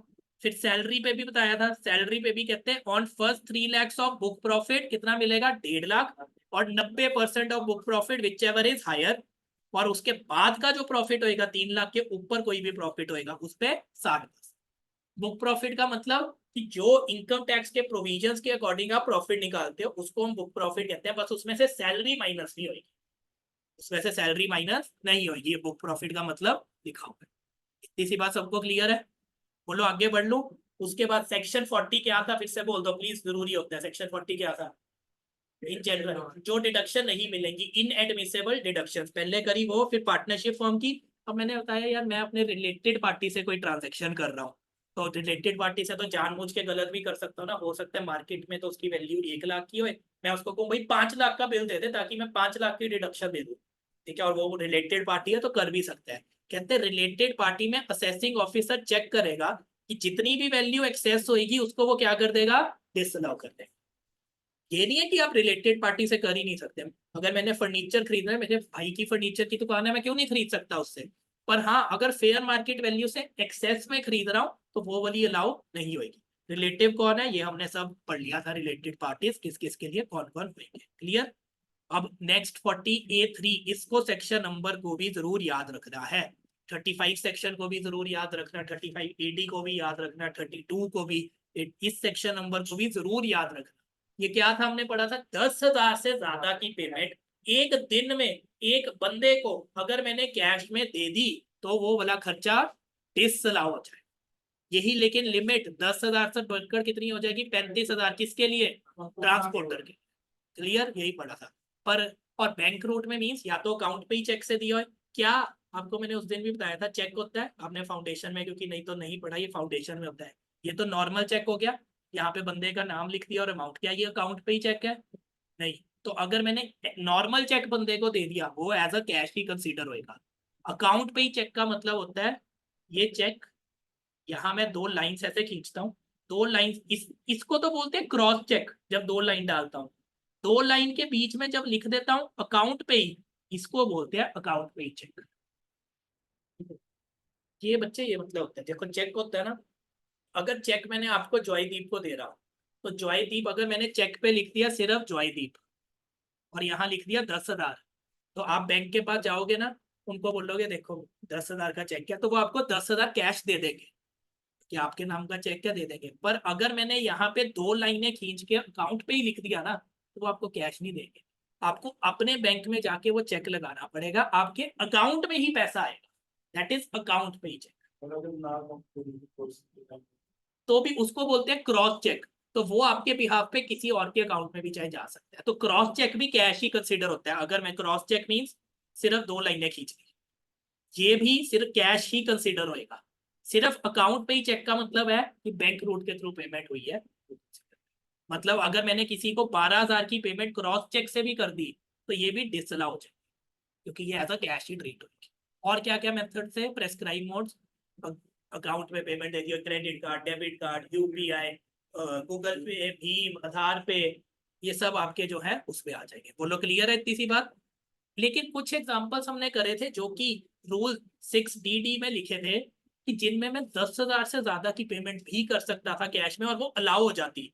तो वो क्या क्या थे, payment to RBI, SBI, cooperative bank, या मैं गवर्नमेंट को पेमेंट कर रहा हूँ which according to rules has to be made in legal tender, payment for purchase of agriculture produce, बच्चे ध्यान दे दो, payment for purchase of agriculture produce, forest produce, fish और fish products, production of horticulture of apiculture, लेकिन किसको, to the cultivator, grower और producer, ये 3 word याद रखना। क्योंकि हो सकता है फिश मैं मार्केट से खरीद के आ रहा हूँ एक सुपर मार्केट से, और वो मैंने फिश की अगर 20,000 की खरीद ली तो मुझे उसको बैंक में ही पेमेंट देनी है। पर अगर मैंने किसी ग्रोअर, कल्टीवेटर, प्रोड्यूसर से फिश खरीद रहा हूँ, उनके पास कई बार बैंक अकाउंट नहीं होते, तो उनको कैश में भी दे दी तो चल जाएगा। बोलो इतनी सी बात क्लियर। अच्छा फिर ये 48 ये क्या कहता था, ये कहता था सर आपने P&L बनाया, इधर एक बिल का खर्चा डाल दिया 24,000 पे, और ये 24,000 अभी पेमेंट ही नहीं करी, यहाँ बैलेंस शीट बन गई, बैलेंस शीट में ये कहाँ आ रहे हैं, क्रेडिटर्स में 24,000। अब हमें क्या पता है बैंक में दे रहे हो कि कैश, आपने 2 साल बाद इसको पेमेंट करी और 2 साल बाद कैश में कर दी, तो टेक्निकली ये खर्चा पहले तो अलाउ हो गया और जबकि ये अलाउ होना नहीं चाहिए था, कहते कोई बात नहीं तब की तो रिटर्न चलेगी ना, अब मुझे पता लग गया तूने कैश में पेमेंट कर दी 2 साल बाद, तो जिस साल कैश में पेमेंट कर दी उस साल की क्या मान लो, इनकम, डीम्ड एज प्रॉफिट है, उस साल का डीम्ड मान लो प्रॉफिट, क्योंकि टेक्निकली वो डिसअलाउ होना चाहिए था, आपने पहले करा नहीं, तो अब वो डिसअलाउ जाए। क्लियर। और एक कहता payment provision for payment of gratuity to employees या for any other welfare fund, मतलब मैं कोई भी वेलफेयर फंड के लिए एम्प्लॉइज के लिए अगर पैसा डाल रहा हूँ, क्या वो डिसअलाउ हो जाएगा? डिसअलाउ हो जाएगा। लेकिन कौन से ऐसे वेलफेयर फंड है जिनके लिए अगर मैं पैसा दे रहा हूँ वो डिसअलाउ नहीं होएगा? Approved gratuity fund, approved superannuation fund और रिकॉग्नाइज्ड प्रोविडेंट फंड। और कहते हैं कभी भी ना ग्रेचुटी के लिए प्रोविजन, अगर तो एक्चुअल में पे कर रहे हो तो अलाउ हो जाएगा, आपने प्रोविजन बना दी ग्रेचुटी की, वो भी अलाउ नहीं होगी। पर कहते हैं एक बार डिटरमिन ही हो गया, आज डिटरमिन हो गया मुझे आपको ग्रेचुटी देनी है, और हो सकता है मैं महीने बाद दे रहा हूँ, तो उसकी अगर प्रोविजन बना देता हूँ तो क्या वो अलाउ हो जाएगी? तो वो अलाउ हो जाएगी। बोलो क्लियर है? देखो अगर तो पेबल है मींस आज डिटरमिन हो गया मुझे आपको अमाउंट पे करनी ही करनी है, तो प्रोविजन बना दिया तो अलाउ हो जाएगी। पर मैं वैसी फालतू में प्रोविजन बनाई जा रहा हूँ, चाहे एक्चुअरियल वैल्यूएशन करा के ही बना रहा हूँ, तो क्या वो अलाउ होगी? वो अलाउ नहीं होगी। क्लियर है? फिर मैंने आपको कहा था profit chargeable to tax where deduction has been allowed in respect of loss, उल्टा ले लो एक्सपेंडिचर, ये P&L है, यहाँ मैंने एक्सपेंडिचर कर दिया 20,000 का और इसकी पेमेंट नहीं करी, यहाँ क्रेडिटर साइड खड़े हैं, बैलेंस शीट में क्रेडिटर्स खड़े हैं 20,000। अब मैं वो उसको बोलता यार तूने तो तुम सामान ही बेकार भेजा, मैं नहीं तुझे पेमेंट करता, तो क्या मैंने इसकी डिडक्शन पहले ले ली? पर 2 साल बाद तय हो गया मैंने पेमेंट करनी नहीं, 2 साल बाद मैंने क्रेडिटर्स भी हटा दिए, अब क्या होना चाहिए फिर? ये 20,000 की डिडक्शन मुझे मिलनी चाहिए थी, नहीं मिलनी चाहिए थी। तो जिस साल मैंने ऐसा करा उस साल मेरी क्या बन जाएगी? इनकम, तो प्रॉफिट चार्जेबल टू टैक्स। बोलो क्लियर है? सेम साइंटिफिक रिसर्च के जो साइंटिफिक रिसर्च पे 100% डिडक्शन ली थी ना, कल को मैं उसके एसेट्स भी बेचता, वो किस में चले जाएंगे? Profit chargeable to dates.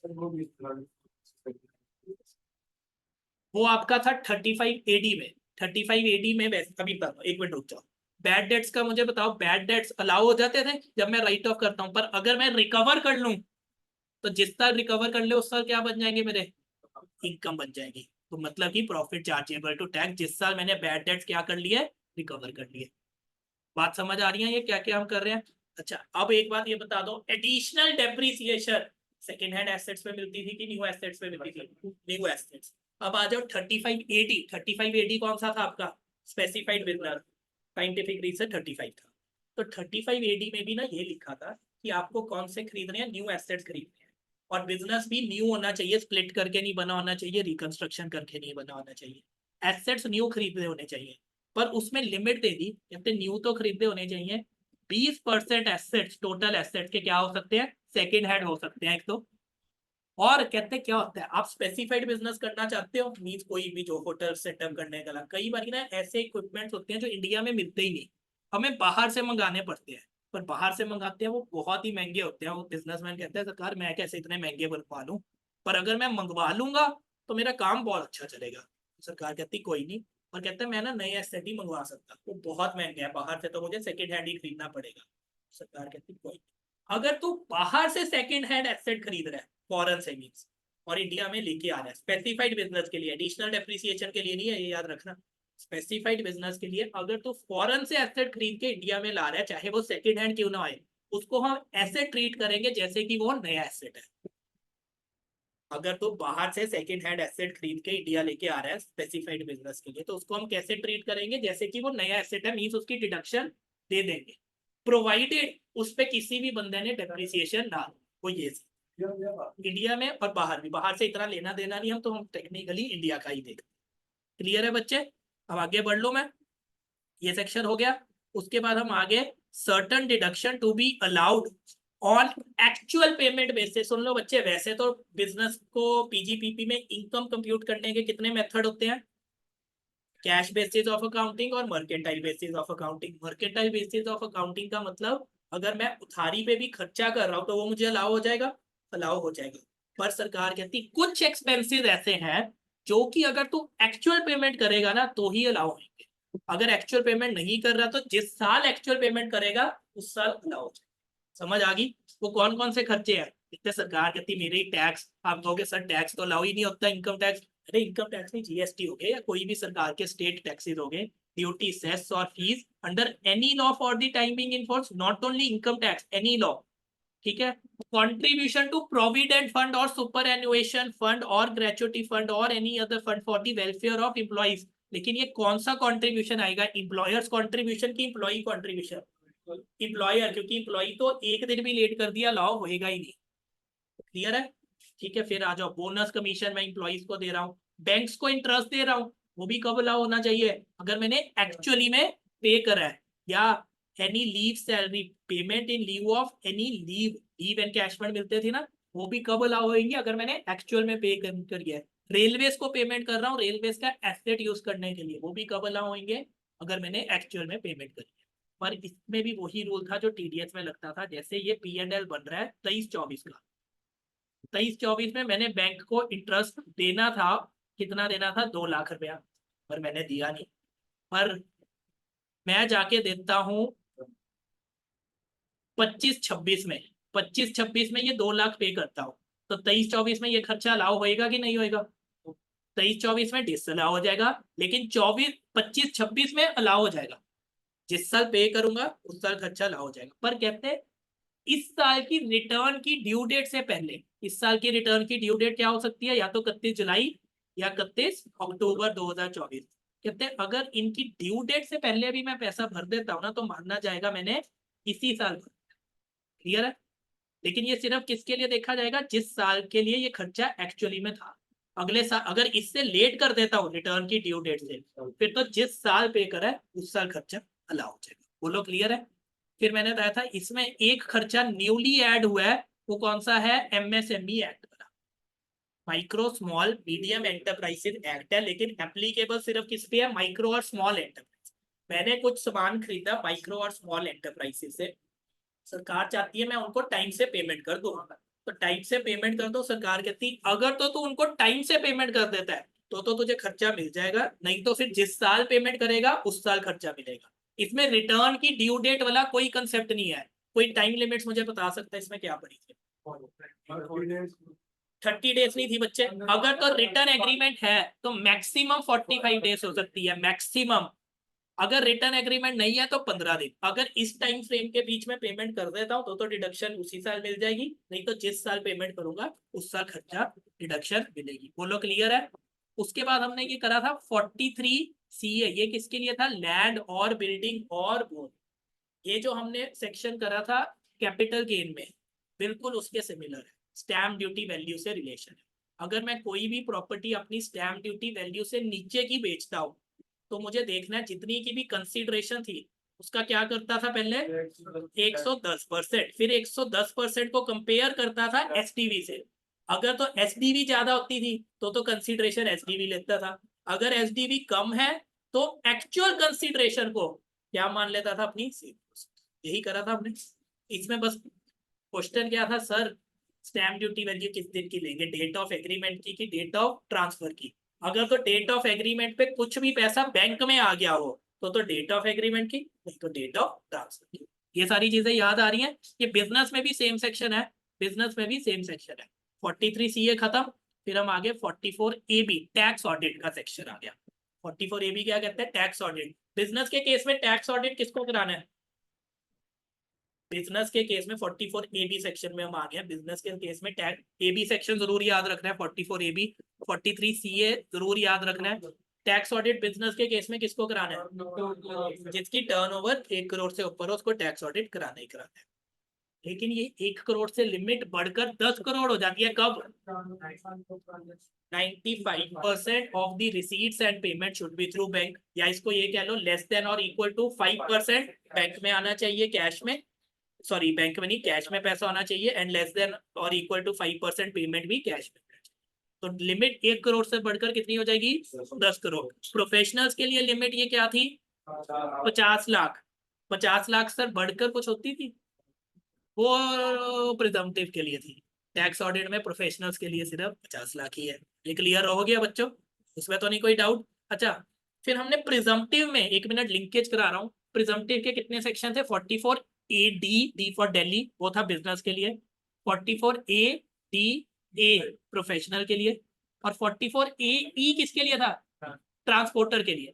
उनके लिए क्या बोलता था ट्रांसपोर्टर के लिए, ध्यान से सुन लो बच्चे, क्या 7500 रुपया पर व्हीकल पर मंथ थी फॉर लाइट व्हीकल्स, और हैवी के लिए 1000 पर टर्न। कहते हैं अगर कोई बंदा, यार 7500 रुपया लाइट व्हीकल के लिए क्या कोई ज्यादा है, या हैवी व्हीकल के लिए 1000 भी ज्यादा नहीं। अगर कोई बंदा कहता है मैं तो अपने व्हीकल से ट्रांसपोर्टर, कोई बंदा मीन्स ट्रांसपोर्टर, मैं तो 7500 रुपया महीना भी नहीं कमा रहा लाइट व्हीकल से, सरकार कहती कोई नहीं, नहीं तो मेरा मानना है मिनिमम टू मिनिमम 7500 रुपया महीना तो कोई कमाएगा ही। तू कह रहा नहीं कमा रहा, अपनी बुक्स बना, और टैक्स ऑडिट भी करा ये यहाँ लिखे, और चाहे जो मर्जी तेरी टर्नओवर है तो उसका टैक्स ऑडिट भी कराएगा ही कराएगा। बोलो क्लियर है। और 44 AD लास्ट क्लास में बताया था, अगर आज पहला साल है, मतलब कि प्रीवियस ईयर 22-23 पहला साल है जब उसने क्या लिया, प्रिजम्पटिव लिया, सेक्शन 44 AD लिया, इससे अगले के 5 साल भी इसको प्रिजम्पटिव लेना ही लेना है। अगर इससे अगले 5 साल वो प्रिजम्पटिव नहीं लेता, तो जिस साल प्रिजम्पटिव नहीं लेता, सपोज प्रीवियस ईयर 23-24 में उसने कहा मैं तो 44 AD नहीं लूंगा, अगले 5 साल ले भी नहीं सकता, और जिस साल ले नहीं सकता ना, उनका क्या कराना पड़ेगा, tax audit compulsory, irrespective of the term. समझ पा रहे हो। टैक्स ऑडिट का सेक्शन पढ़ रहे हैं अभी। Tax audit general limit 1 crore, 1 crore से बढ़कर 10 करोड़ हो जाएगी, लेकिन 44 AE वाले को अगर वो उससे कम प्रॉफिट दिखा रहा है तो उसको ऑडिट कराना ही कराना है। जिसने 44 AD छोड़ दिया उसको भी टैक्स ऑडिट कराना ही कराना है। प्रोफेशन के लिए हम 50 लाख लिमिट पढ़ चुके हैं, और यही लिमिट प्रोफेशनल के लिए भी है। ट्रांसपोर्टर अगर अपना प्रॉफिट 7500 से कम दिखा रहा है लाइट व्हीकल्स के लिए, तो उसको टैक्स ऑडिट कराना है। ऐसे कहते हैं अगर जो प्रोफेशनल है, अगर वो अपना प्रॉफिट 50% से कम दिखा रहा है, तो भी उसको टैक्स ऑडिट कराना है। मींस अगर किसी प्रोफेशनल की, वैसे तो प्रोफेशनल को टैक्स ऑडिट कब कराना है, जब 50 लाख से ऊपर है, पर एक बंदा है उसकी टर्नओवर है 40 लाख पर प्रोफेशनल की, लेकिन वो कहता है मेरा ना प्रॉफिट ही 10 लाख है। सरकार कहती कोई बात नहीं, मैं तो तुझे कह रही हूँ तू 50% दिखा, पर तू कह रहा है मेरा कम है, कोई बात नहीं, बुक्स बना अपनी, मैं देख लूँ तेरे ऐसे कौन से खर्चे हो गए, और ऐसे कौन से खर्चे हो गए कौन चेक करेगा, सीए ही करेगा, तो उसके लिए टैक्स ऑडिट भी करा ही करा। क्लियर है। टैक्स ऑडिट किस किस को कराना है। उसके बाद हम आगे थे प्रिजम्पटिव। प्रिजम्पटिव तो हम पढ़ ही चुके हैं। प्रिजम्पटिव क्या है, बिजनेस वाले के लिए प्रिजम्पटिव कहते हैं, प्रिजम्पटिव पहले तो हर बंदा नहीं ले सकता। कौन ले सकता है, छोटा बंदा। बात ध्यान से सुन लो, प्रिजम्पटिव किसके लिए बनाया था, छोटे बंदे के लिए, ताकि उसको ना अकाउंट्स बनाने पड़े, ना ऑडिट कराना पड़े कुछ। तो कहते छोटे बंदे भी, सरकार कहती कंपनी मेरे हिसाब से कभी छोटा बंदा नहीं हो सकती, तो कहते प्रिजम्पटिव सेक्शन ले ही कौन सकता है। हाँ बता रहा हूँ, कहते हैं प्रिजम्पटिव ले कौन सकता है, एक तो इंडिविजुअल ले सकता है, एचयूएफ ले सकती है, और फर्म ले सकती है। बच्चे सुन लो, प्रिजम्पटिव सेक्शन एक तो सिर्फ इंडिविजुअल, एचयूएफ या फर्म ले सकती है, और फर्म में भी एलएलपी नहीं ले सकती, फर्म में भी अदर देन एलएलपी ले सकती है। LLP means LLP 44 AD presumptive के सेक्शन नहीं ले सकती। क्लियर हो, एलएलपी क्लियर हुआ, नहीं ले सकता। और उन्होंने कहते हैं इस सेक्शन 10AA की जो इनकम से रिलेटेड डिडक्शन होती है, या चैप्टर 6A की जिसमें ETC डिडक्शन आती है, वो भी नहीं मिलेगी। क्लियर है, was नॉट क्लियर। तो कहते एटीसी वगैरह में तो फिर मिल जाएंगी, 6A में जो स्पेसिफिक डिडक्शन है ना, वो इनको नहीं मिलेगी। क्लियर। प्रिजम्पटिव में अब प्रिजम्पटिव कौन ले सकता है, फिर रिपीट कर दो, इंडिविजुअल, एचयूएफ और firm, firm not including LLP. और मैक्सिमम टर्नओवर कितनी होनी चाहिए, 2 करोड़, 2 करोड़ होनी चाहिए, ये याद रख लेना, ठीक है। अब मुझे ये बता दो परसेंटेज ऑफ प्रॉफिट कितना होना चाहिए, 8% होना चाहिए अगर रिसीट्स कैश में आई है। अगर रिसीट मीन सेल का पैसा, अगर सेल का पैसा बैंक में आया है तो 6%। मीन्स अगर किसी की टर्नओवर 1.5 करोड़ है, 1.5 करोड़ में से 1 करोड़ तो कैश है, सेल करी, लेकिन 50 लाख बैंक में आई, तो 50 लाख का 6% कर दो, 1 करोड़ का 8% कर दो। क्या ये बात समझ आ रही है, इसको कोई भी डाउट। रिपीट कर दो, मैंने कहा टर्नओवर वाला तक क्लियर है, 2 करोड़ तक ले सकते हैं। मैंने कहा टर्नओवर पे कितने परसेंटेज प्रॉफिट कैलकुलेट होएगा। वैसे तो 8% बताया, 8% तो बताया है अगर मैं अपना सेल का पैसा कैश में ले रहा हूँ। सपोज 1.5 करोड़ की टोटल सेल थी, 1.5 करोड़ में से 1 करोड़ मैंने कैश सेल करी, तो 1 करोड़ पे तो 8% लग जाएगा, बट 50 लाख मैंने बैंक में लिया, उस पर 6%। क्लियर है बात। प्रोफेशनल के लिए ये लिमिट क्या थी, 2 करोड़ की लिमिट 2 करोड़ ही थी, प्रोफेशनल के लिए 50 लाख थी, 50 लाख। और प्रोफेशनल के लिए परसेंटेज ऑफ प्रॉफिट कितना था, 50%। उसमें एक ही है, जैसे इसमें तो 6 और 8 है ना, उसमें एक ही है, अब दोनों के लिए लिमिट मींस बिजनेस वाले के लिए 2 करोड़ की लिमिट और प्रोफेशनल वाले के लिए 50 लाख की लिमिट 50% बढ़ जाएगी। कब बढ़ जाएगी 50%? अगर 95% सेल, 95% सेल, उसमें सिर्फ सेल है, एक्सपेंसिव नहीं है, किसमें आया हो, बैंक में आया हो, मींस लेस देन और इक्वल टू 5% कैश में हो, इसमें सिर्फ सेल पे है, लेस देन और इक्वल टू 5% कैश में होगा। बोलो क्या क्लियर? हाँ जी, हाँ जी, हाँ उसी को कहेंगे। लेकिन कौन कौन से, क्या सारे प्रोफेशनल आ जाते थे? स्पेसिफाइड प्रोफेशनल से, ये याद रख लेना, स्पेसिफाइड प्रोफेशनल्स याद है किसी को भी क्या कौन कौन होते थे? Legal, medical, engineering, architectural, accountancy, technical consultancy, interior decoration, TS, film artist. Film artist में कौन कौन आता था? Actor, director, producer, businessman, singer, film writer, scripter, सब आ जाते थे इसमें। ये करे थे, ये याद रहेंगे। अच्छा, एक इन्होंने बोला था non applicability of section, non applicability of section 44 AD. कहते हैं एक तो जो कमीशन रिसीव कर रहा है या ब्रोकरेज कर रहा है उसको नहीं ले सकता, वो एजेंसी बिजनेस वाला नहीं ले सकता, और प्रोफेशनल वाला नहीं ले सकता क्योंकि उसके ऊपर 44 एडीए लग रहा है। जो स्पेसिफाइड प्रोफेशनल्स है वो नहीं ले सकता, वो 44 एडीए लेगा। क्लियर? डाउट? मैंने कहा कौन कौन नहीं ले सकता। एक तो जो कमीशन और ब्रोकरेज का काम कर रहा है, सपोज एलआईसी का ब्रोकर है, उसको क्या मिलती है? कमीशन मिलती है, वो 44 एडी नहीं ले सकता। एजेंसी बिजनेस वाला नहीं ले सकता। और जो स्पेसिफाइड प्रोफेशनल्स हैं वो 44 एडी नहीं ले सकते। क्यों नहीं ले सकते? क्योंकि उनके लिए अलग से सेक्शन बनाया हुआ है 44 एडी। ठीक है? अब आप कह सकते हो सर अभी आपने बताया जो पैसा मैं कैश में रिसीव कर रहा हूँ उस पर कितने परसेंटेज लगेगी? 6, सॉरी कैश पे 8 और बैंक वाले पे 6। अब सर 1.5 करोड़ की सेल करी, 1 करोड़ तो कैश में ले लिया, इस पे तो कितना लग जाएगा? 8%। 50 लाख ना मैंने उधारी की सेल करी थी, मुझे पता ही नहीं कैश आना है कि बैंक में आएंगे पैसे, तो सर इस पे क्या परसेंटेज लगाओ? नहीं, इस पे है, वो कहता जब तू रिटर्न भरेगा अपनी, या रिटर्न की ड्यू डेट, मैक्सिमम रिटर्न की ड्यू डेट तक, तब तक तो तुझे पता लग जाएगा कैश में आया कि बैंक में। जो पैसा तब तक आया उसको पे वो वाली परसेंटेज लगा ली। पर सर तब तक भी अगर उधारी में रहा, तब तक भी नहीं आया रिटर्न भरने तक, तो उसको कैश ही कंसीडर करिए और 8% लेगा, बस इतना सा कंसीडर। तो कुछ नहीं देखा जाएगा, फिर कुछ नहीं देखा। क्लियर? पढ़ लो आगे, प्रोफेशनल के लिए आपको पढ़ाई चुका हूँ। फिर हमने पढ़ा था ई सेक्शन, ये किसके लिए था? ट्रांसपोर्टर्स के लिए। ये क्या बोलता था? अगर तो लाइट व्हीकल है तो 7500 पर मंथ, और part of the month means अगर 16 अप्रैल को भी खरीदा तो पार्ट ऑफ द मंथ अप्रैल के लिए पूरा 7500 ही देख रहा है। ये ना कहना सर आधा महीना कर दो, नहीं, 7500 पर मंथ और पार्ट ऑफ द मंथ पर व्हीकल। ये किसके लिए था? लाइट व्हीकल्स के लिए। और हैवी वालों के लिए क्या था? 1000 पर टन के हिसाब से लगा। और हैवी व्हीकल कब होएगा? 12,000 किलो से जब भी ज्यादा का कोई व्हीकल होएगा। क्लियर? 12 टन, 1000 किलो 1 टन, इतनी सी बात क्लियर। और ना यहाँ इन्होंने ये ओन्ड को प्लीज सर्कल कर लो, ओन्ड लिखा है, कहते ओन्ड होना चाहिए व्हीकल। मींस अगर डेप्रिसिएशन हम जनरली कहते थे acquired and put to use, तब लगेगी डेप्रिसिएशन। इसमें ओन्ड लिखा है, मींस अगर मैंने व्हीकल अप्रैल में ओन कर लिया पर मैंने उसको काम पे लगाना शुरू करा जून में, तो कहते हैं इनकम अप्रैल से ही काउंट होगी जब से तूने उसको ओन कर लिया, ना कि जून से। क्लियर? और मैक्सिमम कितने व्हीकल्स होने चाहिए थे तो ही ले सकते थे?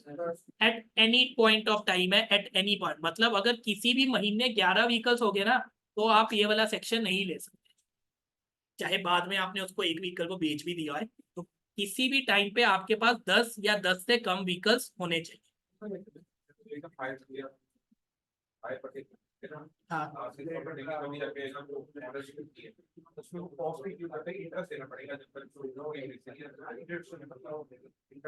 आपको बताया था उस सेक्शन में चार्ट याद करना है। इसमें सिर्फ ऐसे 44 एडी, एडीए या एई प्रिजम्पटिव में मैं ज्यूम करूंगा, मैंने सारी डिडक्शन दे दी, पर सिर्फ एई सेक्शन ऐसा है जिसमें पार्टनर्स की सैलरी इंटरेस्ट का डिडक्शन मिल जाता है अगर पार्टनरशिप हो, नहीं बाकी में नहीं।